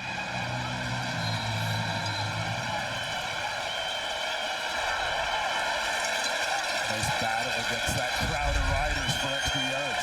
22 yards to Ungerer. They'll work from their own 44. Daggy again on the run to his right. This time he has Polk wide open. Down inside the 50 to the 45 before they track him down from behind. And 21 more, so a couple of quick ones from Daggy, and the Argos are in business. Yeah, just off play action there. Holds the backers in the box so they can't widen to take away that route to Polk. Again, a nice job after the catch. High percentage, short pass. Take a little pressure off the quarterback. Let the playmakers make plays. 39 yards on 2 catches from Mackay Polk. Daggy looks to his left. There's a flag as he throws. Hursler went down to a knee to get it. Bounced back up and then was thrown back to the turf. But penalties as this ball was snapped.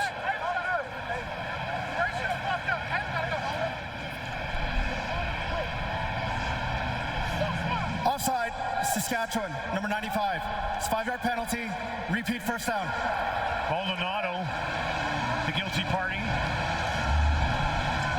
And Maldonado's a guy you'll notice on film. Quick first step guy, decent get off. He's trying to take advantage of that against the tackle, Brandon Kemp, but just got caught leading on that one. So a comfortable 1st and 5 for Daggy. Spencer Brown stands in to his quarterback's right.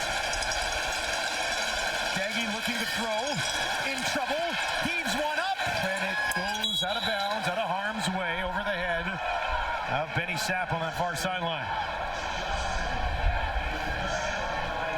But give Daggy credit for this again, young quarterback, just recognizing the situation, right? 1st and 5 already, you're in a pretty good spot. Don't take a loss to put yourself in 2nd and long. You're still in a good spot on 2nd down in opponent's territory. You may even be playing 3-down football if you're the Toronto Argonauts at this point. Throw it away, protect the field position. Just don't make a mistake. 3 for 12 on 2nd down so far tonight. This one they just need to pick up 5. Can he find it? Daggy gets it away, and they've got a first down. Mittal has it, and Toronto marches on. Kevin Mittal, 2nd-year Toronto Argonaut. He's an inside man in the 3-receiver set into the boundary. Basically just get to the sticks. Just maybe a little confusion there as you see a couple guys in the same vicinity. Duggan into the game at quarterback, and that goes nowhere. Carney all over it. Won't be a sack. Up back to the line of scrimmage. Things are going pretty good there for Daggy. What do you think about that call? Yes, situational. I mean, we saw Duggan come into the game in a short yardage situation earlier in the ball game and stayed in for a couple of plays. I know this is a young guy they'll want to get a look at. Another prolific career at TCU. Daggy back in there. It's the 7th play of the drive. Has to find 9 this time. Riders will send 5. Daggy feels the heat, escapes on the run to his right. Throws it away as he was hit. And that will bring up 3rd down. It's a unique situation for the Toronto Argonauts, just going back to the decision to switch up quarterback given the situation, mixing up some play calling. That they're trying to win, obviously, and end this season on a high note and have that winning be as much a part of their culture as they possibly can. But that said, they're also trying to get a look at people in certain situations and get a handle on what some of their young guys can do. Araujo knocks one home from 38. 5-point game at Mosaic. Friday Night Football on TSN.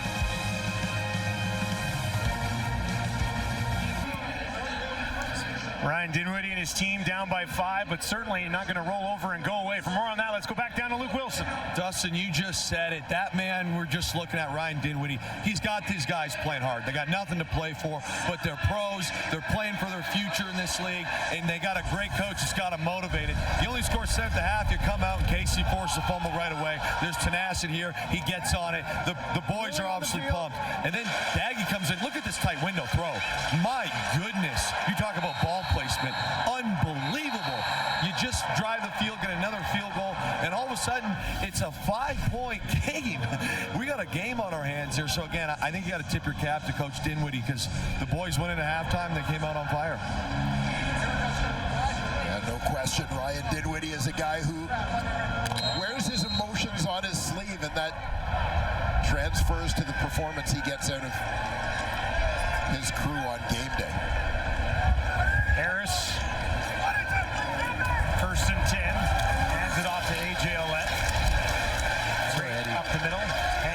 to this one. Let's go back down. Let's talk a little bit about this moment for Luke Wilson and his dad. Game 3 boys, you're in New York. There he is. Yeah, there's a story here, boys. How awesome was that, buddy? It was unbelievable. My dad's name is Mike, and the story is that they actually wanted his father wanted to name him Mickey after Mickey Mantle, but my grandma wouldn't have it, so they settled on Mike. We are generational Yankee fans, so it was a little tough. They're playing the Jays, but a pretty special to be able to share that moment with my dad. That's a pretty cool moment to be there, and you're there for the one good Yankee game too. Yeah, so you gotta take that. Yeah, we lucked out. We had the good Yankee game again. He was a former catcher in the Windsor area, so we got to watch a lot from behind the plate. So I'm happy that the Jays won to a degree because you love the hometown team, but it did sting, Dustin. I'm not gonna lie. Now, it did sting. As you're down there cheering a Judge home run, did you not spend a little time in the Jays organization, buddy? I did, so that made even a little more. No loyalty. No loyalty at all. I did spend about a month or so in extended spring with the Jays. So. We'll just pretend that never happened as a Yankees fan. Yeah. I was a little embarrassed, but again, it's generational Yankee fans here. Yeah, at the end of the day, Jays fans got the last laugh, so I think it worked out well. You're born into that. Yes. Well, it was an awesome moment for sure. Yeah. And A.J. Ouellette back into that Saskatchewan backfield.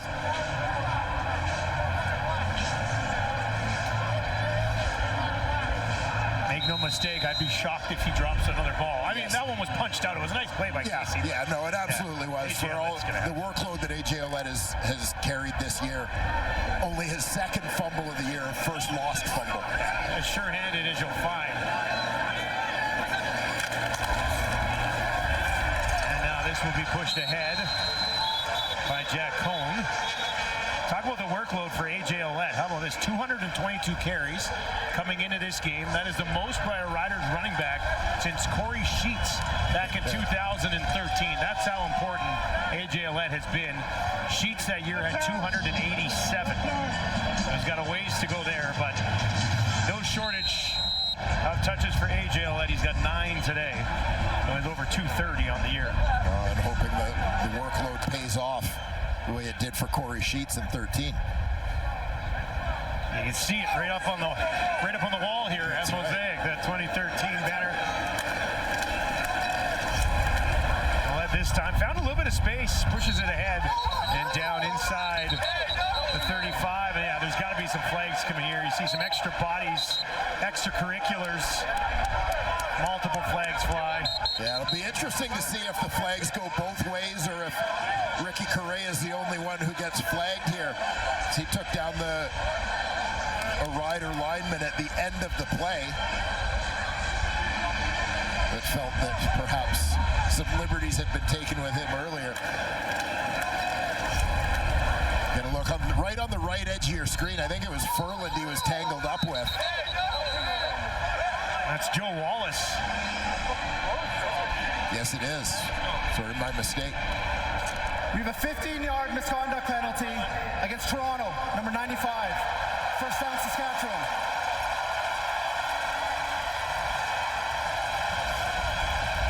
Wallace, one of the new faces here for Toronto. Out of Sam Houston. Spent some time in the UFL in 2025. Has put the Riders back in the red zone.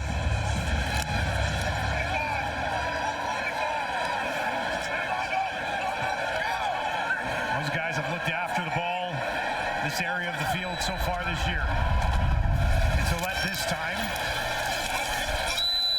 takes it down inside the 15 as the Riders march towards more points. We talked a few minutes ago just about the emotion that the Toronto Argonauts are playing with and how important that is. It's such a fine line, right? When you look at the play by Wallace a minute ago, penalties such a limiting factor for the Toronto Argonauts in the first half of this ball game, and now helping out a Saskatchewan Roughriders team that doesn't need any help. 2nd and 6 for Harris from the Toronto 14. Three options to his short side left, looks in that direction, throws a low ball. Receiver tried to get down to it, right at around the 5. It's Tommy Neal. And they're going to say he has it.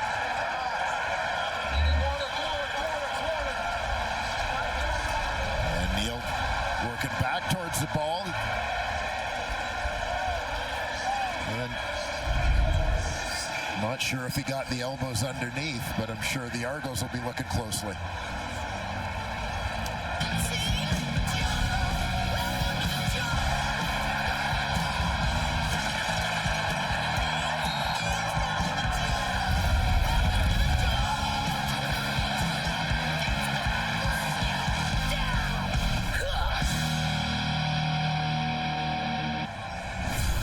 Fourth quarter coming up at Mosaic, and it is the Riders with a tight 5-point cushion here against the Argos. Time of possession pretty much split right now. Toronto's hanging around. Yeah, they sure are. They've done a pretty good job taking advantage of the opportunities they were given. The problem is that they're giving too many opportunities back. Yeah. And that, I mean, they could be in a much different position in this football game. Well, and the Riders just a few yards away. But Ryan Dinwiddie has challenged this. We gave you a look when we were going to break. Let's give you a couple more. It's going to be tough to really see. Yeah, this is the one that there's a flash there, a frame or two in which it looks like the ball kind of gets between his forearms and hits the ground for a trap. The ball gets concealed there, but yeah, you could kind of see it underneath him when he rolled there. Interesting call coming up. Let's find out what it is. Toronto challenged the previous play for an incomplete pass. After review by the replay center, it is an incomplete pass. It'll be third down Saskatchewan. Dinwiddie strikes with the review, and it'll be a third down, and Lawther will come out to attempt another field goal.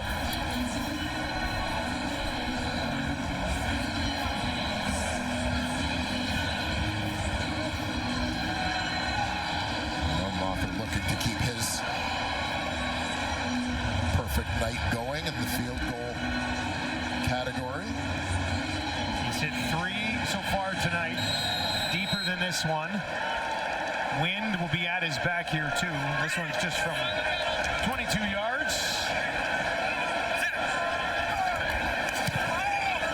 And he makes no mistake, 4 for 4 on the night for Brett Lawther. Let's send it back down to Britt Dorff. Well, guys, we know there's been a ton of chatter about Brett Lawther this year and his kicking percentage. Now, last week he didn't play. He's been injured. He has been dealing with a leg injury. Lawther did say, I'm not using that as an excuse, so this season. They did put Campbell Farron. Things did not go very well. This week, they also signed another kicker. They let all 3 of them kick during practice this week. Now, Corey Mace ultimately decided to put Lawther back in the lineup. He said, I feel like I gave our team the best chance with the lineup this week with who I picked. I'm going to evaluate week to week. Now, as somebody who's absolutely battling the wind with her hair down here, I will say, kickers tonight, good for them for making what they're making out there. Yeah, I barely even noticed it, Britt. Your hair looked great.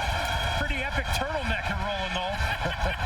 There's Vidal on the far side. Her neck right now. It's like, help me, help me. So warm down there. Fourth quarter underway. The Argos defense has held the Riders to field goals. Lawther's had 4 of them so far. That's how it's not like their offense is keeping them in this game. Yeah. Their defense is allowing them to hang around here. Yeah, you heard Isaac D'Arcangelo talk to Britt about that at halftime. Defense trying to do their part to give the Owen a chance to get back in this thing or stay in this thing. Second and 1. Daggy. Brown to his right. Daggy kept it, now throws it, finds Brown anyway at midfield.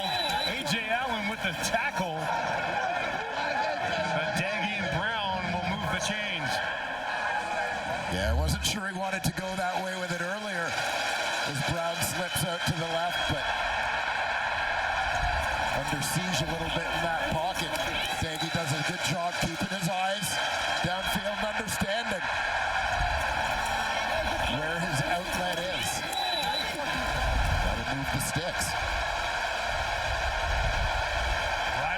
perfect this season when they lead after 3 quarters, 10-0. Daggy, pump fake, didn't like what he saw. Then he finds Unger on the far sideline, and another first down for Toronto. Again, nice execution, high percentage. And Daggy not trying to do too much. It's the protection he needs here. Sees Unger alone along that sideline. Marcus Sales was creeping in a little bit towards the slot. Third catch of the game for Unger. He's got 42 yards. First and 10 from the 40. Daggy lays it out to Polk. Allen will wrap him up. Thurman there to help. Third catch of the game for Polk. Yeah, Polk coming back to the football on that one. Get away from the defender.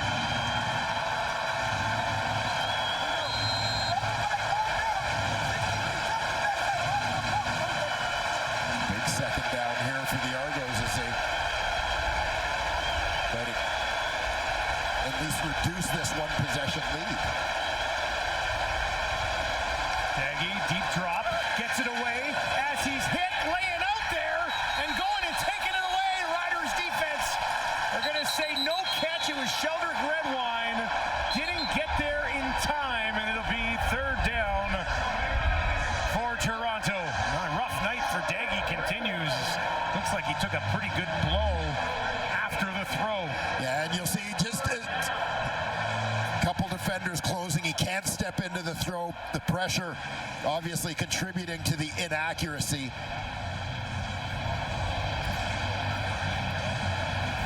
You can see that one goes through the arms of Redwine.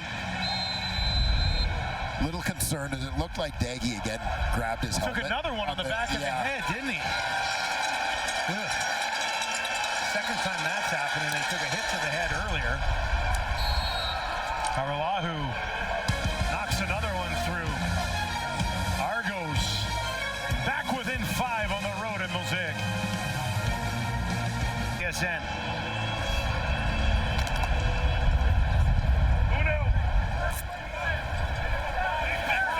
Argos defense forced a fumble earlier. And they create another turnover here against Trevor Harris. Harris throwing. And that'll be pushed ahead for a Riders first down. 11 yards back to Robustelli. But it's hard not to marvel at the fact that Robustelli, top of your screen here, the outside receiver. This is a guy who quit football because he was too small. And you see the size of him now. And a big target, strong runner, certainly not a guy who shies away from contact. But as a kid, stepped away from football for a number of years because he was undersized. Harris pump fake. Now lays one out there down the far sideline, and it is broken up. Benji Franklin there working against Robustelli. Comes away with the knockdown. Robustelli, outside receiver, to get him off the line so he can use that waggle, hit it running on the corner a little bit. Benji Franklin doesn't overcommit on that inside stutter step, keeping himself in good position to make a play on the ball. He played that well, didn't he? Well, he did. That's Benji Franklin's first knockdown of the season, I believe. Number of interceptions, 4 picks on the year. That's his first knockdown. Harris under pressure. He's in trouble, and he's going to be taken down. First sack of the ball game for the Argos defense. Arcangelo causing all types of problems for Harris, and this isn't a good sign. Harris is very slow to get up. And Arcangelo, you see the middle linebacker right up at the line of scrimmage. Initially looping to the outside. Just doing a good job staying with it, keeping his eyes on the quarterback. Eventually making the play. Like Trevor Harris sort of got kicked in the stomach at the end of that play as as he was still laying on the ground. Argo player was getting up. Got a piece of him. Mirko drops this in near side. Unger on the return. And he's forced out of bounds just inside the 35. Well, families across the country will be feasting Thanksgiving weekend, and we're going to take a look at some of the running backs who feasted more than anyone. Top CFL rushing games of all time. Yeah, Blaze Bryant, former teammate of mine in Winnipeg at 294. Fred Reed, another former Bomber. I think I worked that game. You did that game. The great George Reed at 268 yards. And Ron Stewart actually on Thanksgiving Day, Ottawa, Montreal, which will be Ottawa, Montreal this Thanksgiving. 4 huge games for those gentlemen. Here's the rest of WestJet Thanksgiving weekend. Calgary, Hamilton will get us started tomorrow. Winnipeg and Edmonton from Commonwealth. And then on Thanksgiving, Ottawa, Montreal. Playoff positioning could very much be decided this weekend.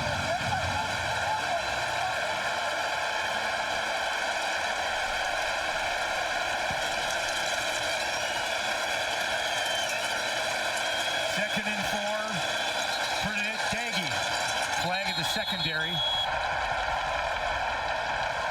He did not get this off in time, did he? Toronto, number 7. 5-yard penalty, and it remains second down. That'll fire a crowd up, won't it? It'll fire up a crowd. It's, you know, it's one of those things that you're, again, at risk of having happen. Relatively inexperienced quarterback at Daggy, his first year with the Argos after spending some time with Edmonton. But again, not the way you want to start off a drive, right? Creating longer down and distance situations that are necessary with penalties. The second and 9 here, Daggy. Oh, he's looking way down the field, and that one incomplete. Marcus Sales tried to look at it over the shoulder, but could not get his hands on it. He's looking for Dorian Anderson. Anderson, a rookie, 6'6" receiver, so you know what they're thinking here is take a shot at the jump ball down the rail. Marcus Sales just 5'9". Yeah. Trying to take advantage of maybe a height mismatch. Maybe some issues navigating that wind on the throw. Throw into a strong wind here at Mosaic this evening. So the 3rd and 9. Haggerty will have to kick it away. Drives it into the wind, and looks like it's swirling around a bit now. Alford takes it, 58-yard kick, returns it to the 35 before he runs out of room. And Saskatchewan with a lead in the ball. Try to put this one away when we return to Regina. Trevor Harris, 11 yards away from another 300-yard game. That would be 3 in a row. And a couple of veteran quarterbacks in this league putting together nice seasons. Yeah, they certainly are. Age ain't nothing but a number for these guys. Both have their teams leading their respective divisions and both looking to try and clinch top spot. This drive will start on Saskatchewan 35, and they'll start it on the ground. And that is pushed right up the middle, back to Bertrand Hudon here for Saskatchewan. Got a little bit of run earlier in the game. That's its 4th carry. Yeah, and I think when you're the Saskatchewan Roughriders, though, you're still looking to clinch top spot in your division. I think you have to have a little bit of an eye towards that load management for some of your key guys, AJ Oled included, as you move toward the playoffs. 6 yards, Bertrand Hudon. Toronto sends 5. There's flags. Harris takes off. Finds a man. It's Robustelli at midfield. Flags came out. Harris was still in the pocket. Offside, Saskatchewan, number 18. It's a 5-yard penalty. We'll repeat second down. Still Duncan Busby. The receiver a little early on his release. Fifth penalty of the game for the Riders. Argos have 10 for 113 yards. Here we go. We got Rebel left. We got Mo 60 hot. Diesel. Monday, ready. Doesn't matter.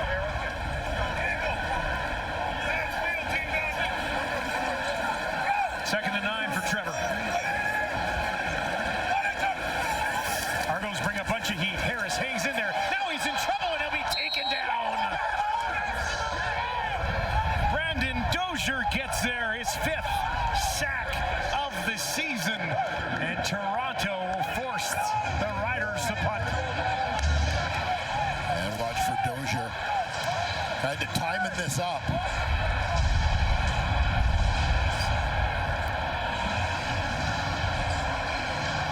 Just finds his path through unblocked to the quarterback, Trevor Harris. Argos managing the win. They get 2 returners back here. That's try to make sure they catch the ball in the air. Don't let Saskatchewan get any extra yardage on the punt that hits the ground and rolls. Ungerer and Grant awaiting the kick. Merkel hangs one up there in the direction of Janarian Grant. He'll take it just outside the 30. Grant contained for most of the night, and they'll contain him here again. Trevor Harris sacked twice tonight. Second one, Brandon Dozier. The Argos defense keeps his team in the ballgame.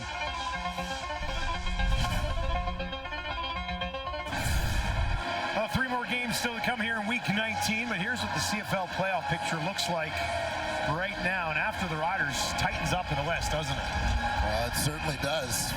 Fighting for position, the BC Lions making a tremendous run in this final third of the season. Lions on a bye this week. Daggy has the ball, down 5-6 to play. Finds Polk. There's a flag back by the quarterback after the catch, which would be enough for a first down, the catch by Polk. And that flag was thrown late. Left the passer, Saskatchewan, number 11. 15 yards from the end of the play, and an automatic first down. Malik Carney. Yeah, Carney from the bottom of your screen. A little bump deemed unnecessary. Rough ride all night for Daggy. But this one moves the ball inside the Rider 45. Mac Mahan in the game at running back, standing to the left of Daggy. 3 options to his left, 2 to his right. Looks over the middle, now throws out to Herslow. Little slip, there's a flag that you saw fly as Herslow got back up. Still going, and eventually they'll blow this thing down.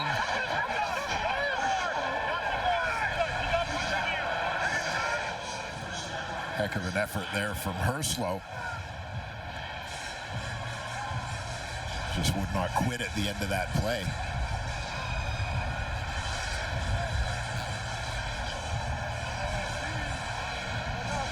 Illegal contact, Saskatchewan, number 32. 10-yard penalty, first down, Toronto. A.J. Allen and a penalty-aided drive for the Argos has them inside the 35. And you see A.J. Allen comes out wide. He's going to line up over top of Mackay Polk here. So he recognizes shifty receiver. He wants to make sure he slows him up a little bit on that release. But a little too much. Essentially back-to-back flags here for the Saskatchewan Roughriders. Daggy gets it away. That's down to the 25. Vital's got it. And about 8 on the play. Yeah, Vital started off lined up tight to the formation there. Releasing from that tight end spot. This is a little safety valve. Daggy finds him. Great second and very manageable here. Daggy, after 4 interceptions last week, has looked after the ball thus far tonight. 20 of 28, 214, And a touchdown, no interceptions.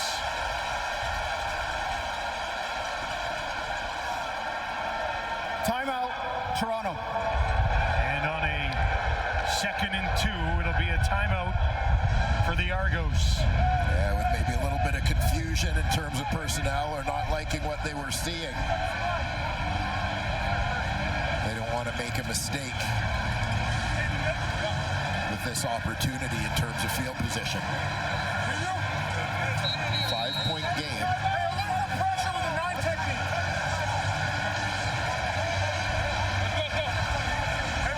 29 yards on the ground tonight on 8 attempts from Spencer Brown.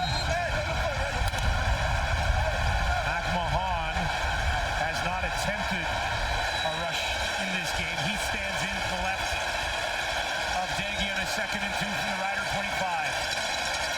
Flea flicker.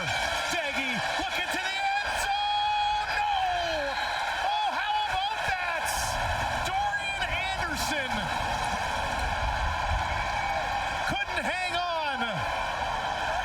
And it's 3rd down for Toronto. Yeah, they had the right call. Anderson gets in behind. They send 2 receivers deep. Anderson's going to be to the right side of your screen.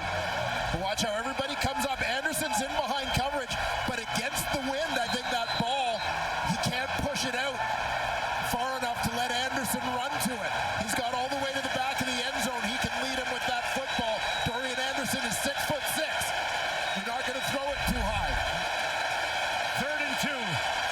Daggy gets it away. Polk, no, incomplete. He missed him, and Polk couldn't recover. The Argos turn it over on downs. Mosaic. The crowd just loves it. A missed opportunity there for the Toronto Argonauts. I like the call on 2nd down. They're just unable to execute it. Mackay Polk, the number 2 receiver here, 2nd in from the sideline at the bottom of your screen. Let's go, Sam. Let's go. We got trips right up tight. Let me close. 49 Oscar pass. Wide. He had him. He's open. And with enough yardage, again, right call, just unable to execute at that time. Harris.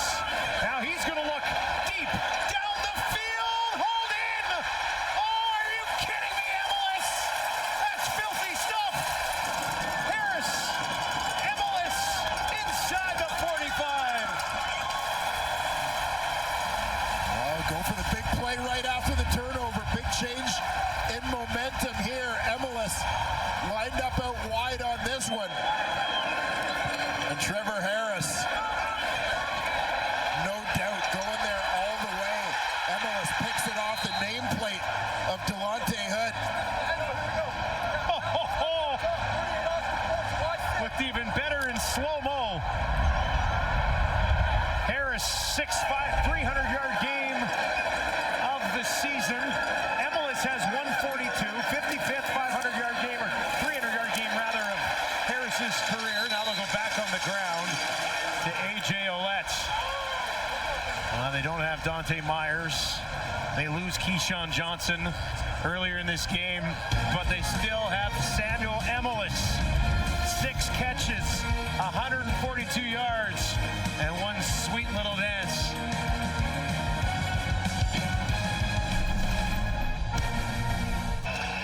Well, that last catch by Emilus was so spectacular, we got to give you a couple more looks at it.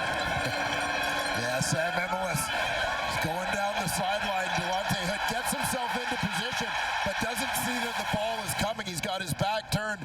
Emilus just goes up, plucks it off his shoulder pads for a big gain. 2nd and 3. A.J. Ouellette, heavy contact. It'll be close, but probably just short. 3rd and 1. On the Toronto 32 with 2:46 on the clock. The Saskatchewan Roughriders, whose responses have come in rather timely fashion tonight whenever the Argos have closed on them. Big play there from Emilus right missed an opportunity to take the lead in this ballgame. Tommy Stevens not able to play. Cone in to handle short yardage, 3rd and 1. Pushing it ahead. They tried to pull him back, but looks like he got it with the second effort there. You see where this spot is? They're going to take a closer look at it.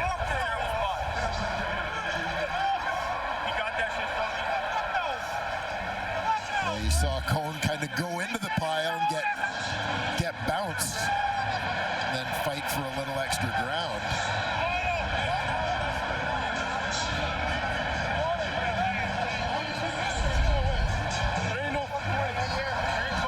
So it looks like he's just across that 31-yard line. Is it enough? Oh, baby! It is not! Turnover on downs the other way.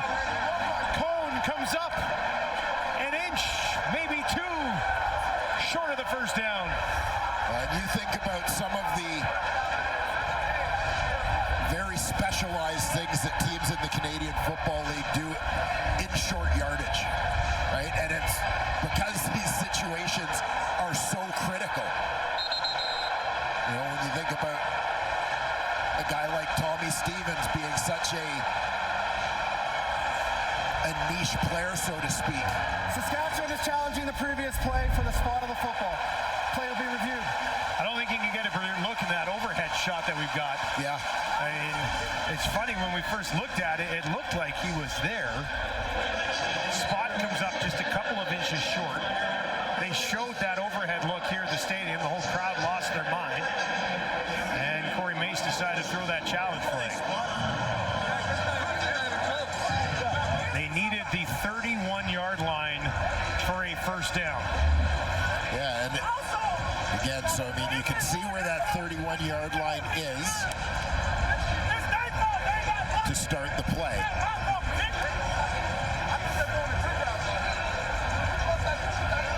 Cone gets to his right, hits a little bit of traffic there, and he's just short, but he's still up. You look at where the ball is when he's stopped. I mean, he is at the very least right at the edge of the 31-yard line. Let's see what we get here upon review.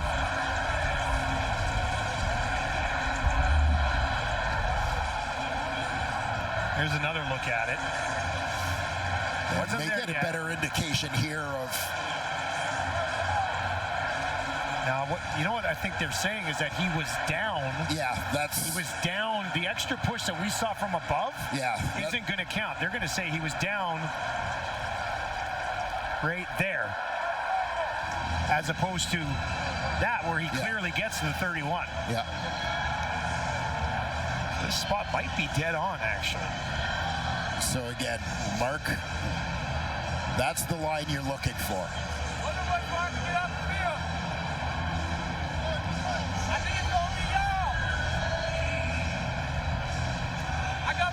So he's just short of it.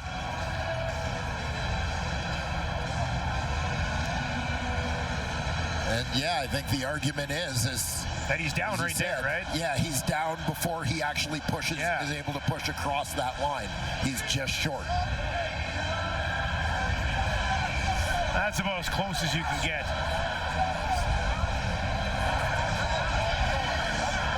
All right, they're going to re-measure this after an adjusted spot.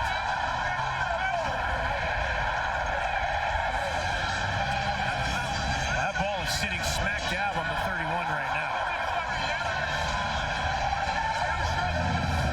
After review by the replay center, the spot of the ball is moved. We will remeasure to see if it's a first down. If it's moved an inch, it'll probably be a first down. It was that close. Riders looking for first place in the West. After the challenge, will they get the first down? Yes! Saskatchewan finds a way.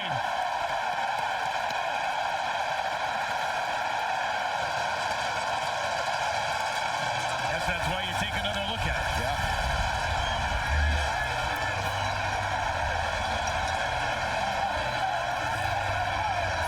Tough break for Ryan Dinwiddie and the Toronto Argonauts, but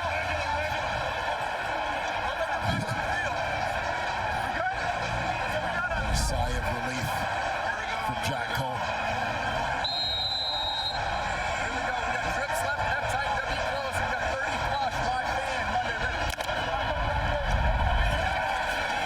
First and 10 after all of that. The dust settles.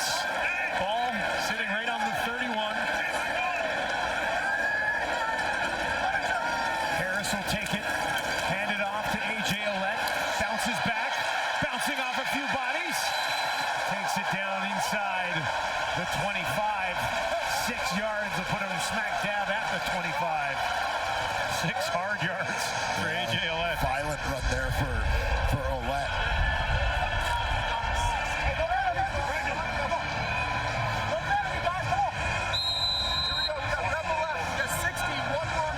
Sixth play of this drive, a big one from Emilus.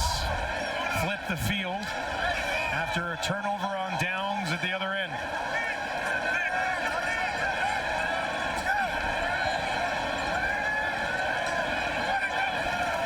Harris look to his left, throws to his right. That's another first down. Schaefer-Baker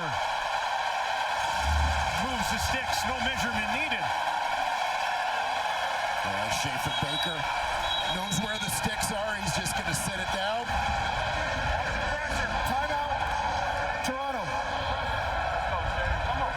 Right, quick turn to the outside. He's not going to continue to the sideline into the defender. He knows he's in between those two guys. Just sits it down. A quick turn gets him the first down. Argos will use their final timeout. Obviously looking to preserve time, but critical obviously for the Toronto Argonauts.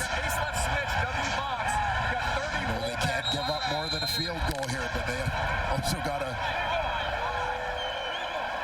force Saskatchewan into that third down situation as quickly as possible. They'll give it to Ouellette up the middle.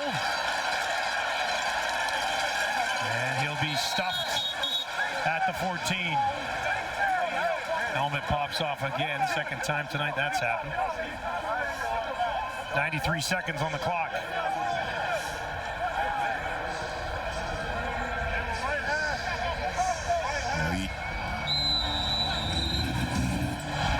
Can't let Corey Mason, the Riders, get another fresh set of downs here. The Argos need to get the stop. Ouellette and Saskatchewan running strong here. Ouellette moves right of Harris over to the left. Harris now, end zone, and that is incomplete. Was looking for Emilus. Couldn't find it that time.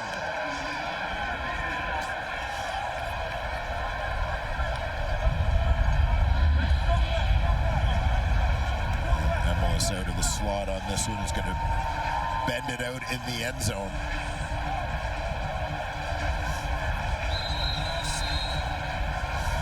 Just beyond his fingertips. Looked like a little bit of a stumble coming out of the turn and couldn't get there.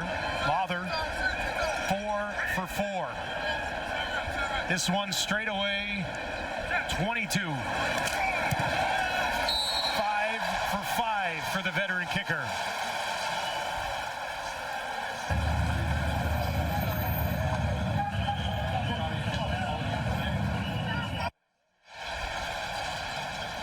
Eight-point game. Daggy's about to get it back with 66 seconds left. No timeouts. See what he can put together. Daggy, who led a game-winning drive, he came on in relief of Nick Arbuckle against Edmonton a few weeks ago. Led a drive that led to a Liram Hajrullahu walk-off field goal. This time he needs a little more. Touchdown and a 2-point convert. With just 1:06 on the clock. So big test for the youngster. That wind will be blowing at the back of Wather.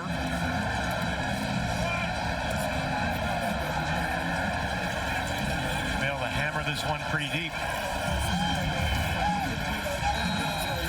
Janarian Grant stands back at his 5. Looks like McMahon back there as well. Couple of options. Wather will smoke this one away. McMahon takes it just inside the 10. Back to the 20. Finds the 30, 37 before he's taken down. And with 60 seconds on the clock, Daggy's got to go the distance. Yeah, Argos were no doubt hoping they might get a little bit more from the return. Take a little bit of the heat off Jarrett Daggy as you see his numbers on the evening.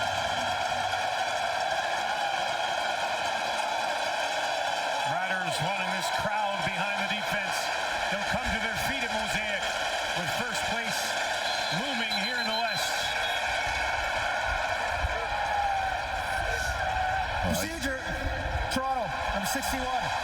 5-yard penalty, remains first down. 12th penalty of the game for the Argos. And you can hear the level of crowd noise increase immediately, making life difficult for this Toronto Argonaut offense. Get in a no-huddle type situation, and your communication down there at field level is so important. These fans will do whatever they can to disrupt it. Daggy, deep drop, gets it away, over the middle, intercepted, taken away at midfield. A.J. Allen has it, but there's a flag back by Daggy. Oh, is this roughing the passer again?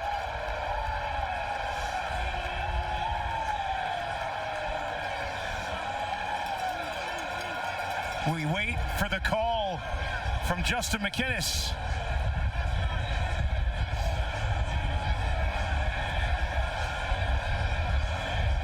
Replay center obviously in his ear. Yeah, Habakkuk Baldonado got a piece of. Interception.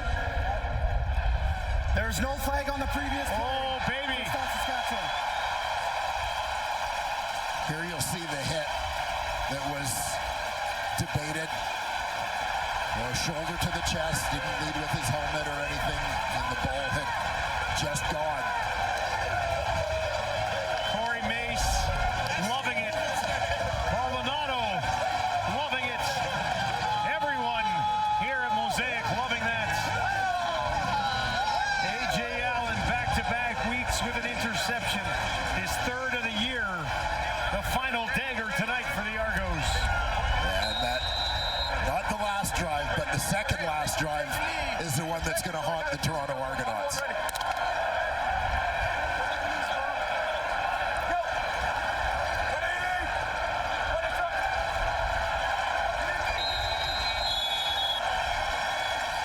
Let's get it.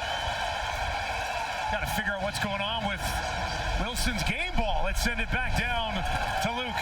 Dustin, I got to give it more of a season ball to head coach Corey Mace. I mean, it's his second year. First year they were 9-8-1. In his second year, they have this season where they clinched already with 2 weeks to go. And he's also the defensive coordinator. And their defense has been stellar all year long. And you saw it again tonight. Huge plays at huge moments. Very, very physical. If you're a Saskatchewan Roughrider fan, you got to be pretty thankful you got this guy in your building right now, because he's clearly got this team rolling. It's a huge win. It's a huge season thus far. I know they got a lot of things they want to accomplish, but I'm giving my game ball to that man right there for the unbelievable job he's done with this program. Fitting game ball on a night that they're going to clinch the West, eh, Dwayne? Yeah, absolutely. Corey Mace. You know, I mean, we have had plenty of opportunities to chat with Corey over the years, whether it's been as a player, assistant coach, now head coach. And yeah, you can recognize where this is a pretty easy guy to follow. And his Saskatchewan Roughriders have followed all the way to the top of the West. About to move to 12-4, 6-2 at home on the year.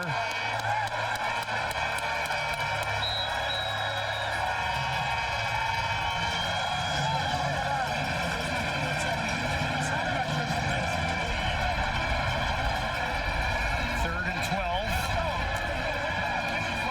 They'll get the special teams unit.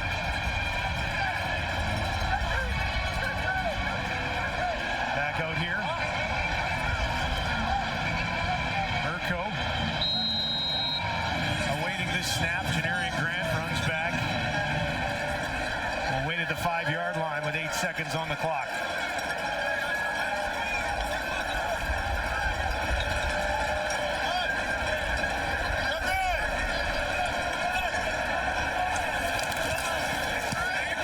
Urco kicks it away. Grant will take it. Can he find a way? Janarian Grant just inside the 10, and that'll do it. The road to the Grey Cup through the West will run through Regina. Saskatchewan first place, 27-19 the final here at Mosaic.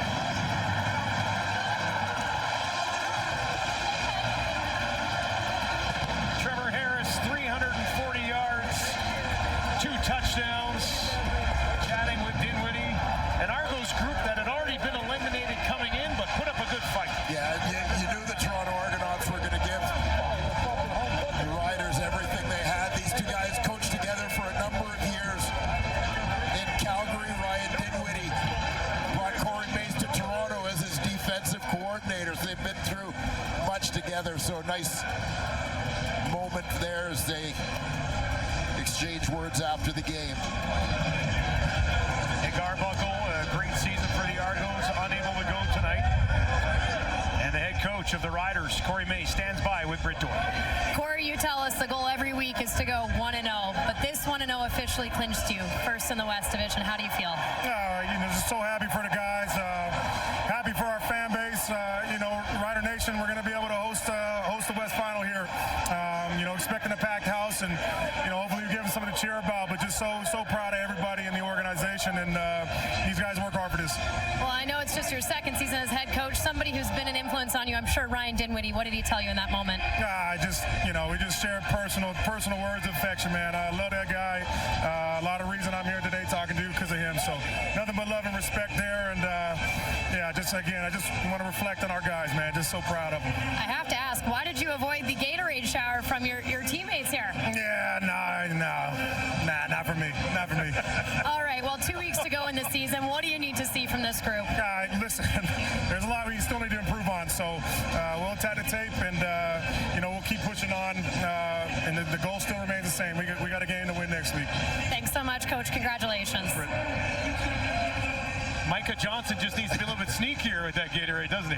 Yeah, heck of a stiff arm delivered by Coach Mace there. But listen, he has earned the right to have whatever level of celebration he wants.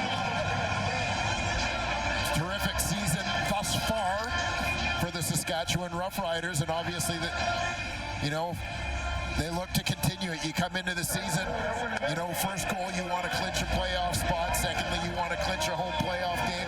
Third, you want to clinch a bye. Those have all been accomplished for the Saskatchewan Roughriders at this point. Now you want to maintain momentum, maintain health, and get on to the playoffs. 27-19, the final here for the Riders.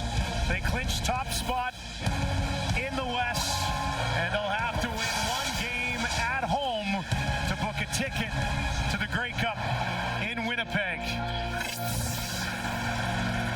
A fantastic Friday night for those in attendance at Mosaic as Saskatchewan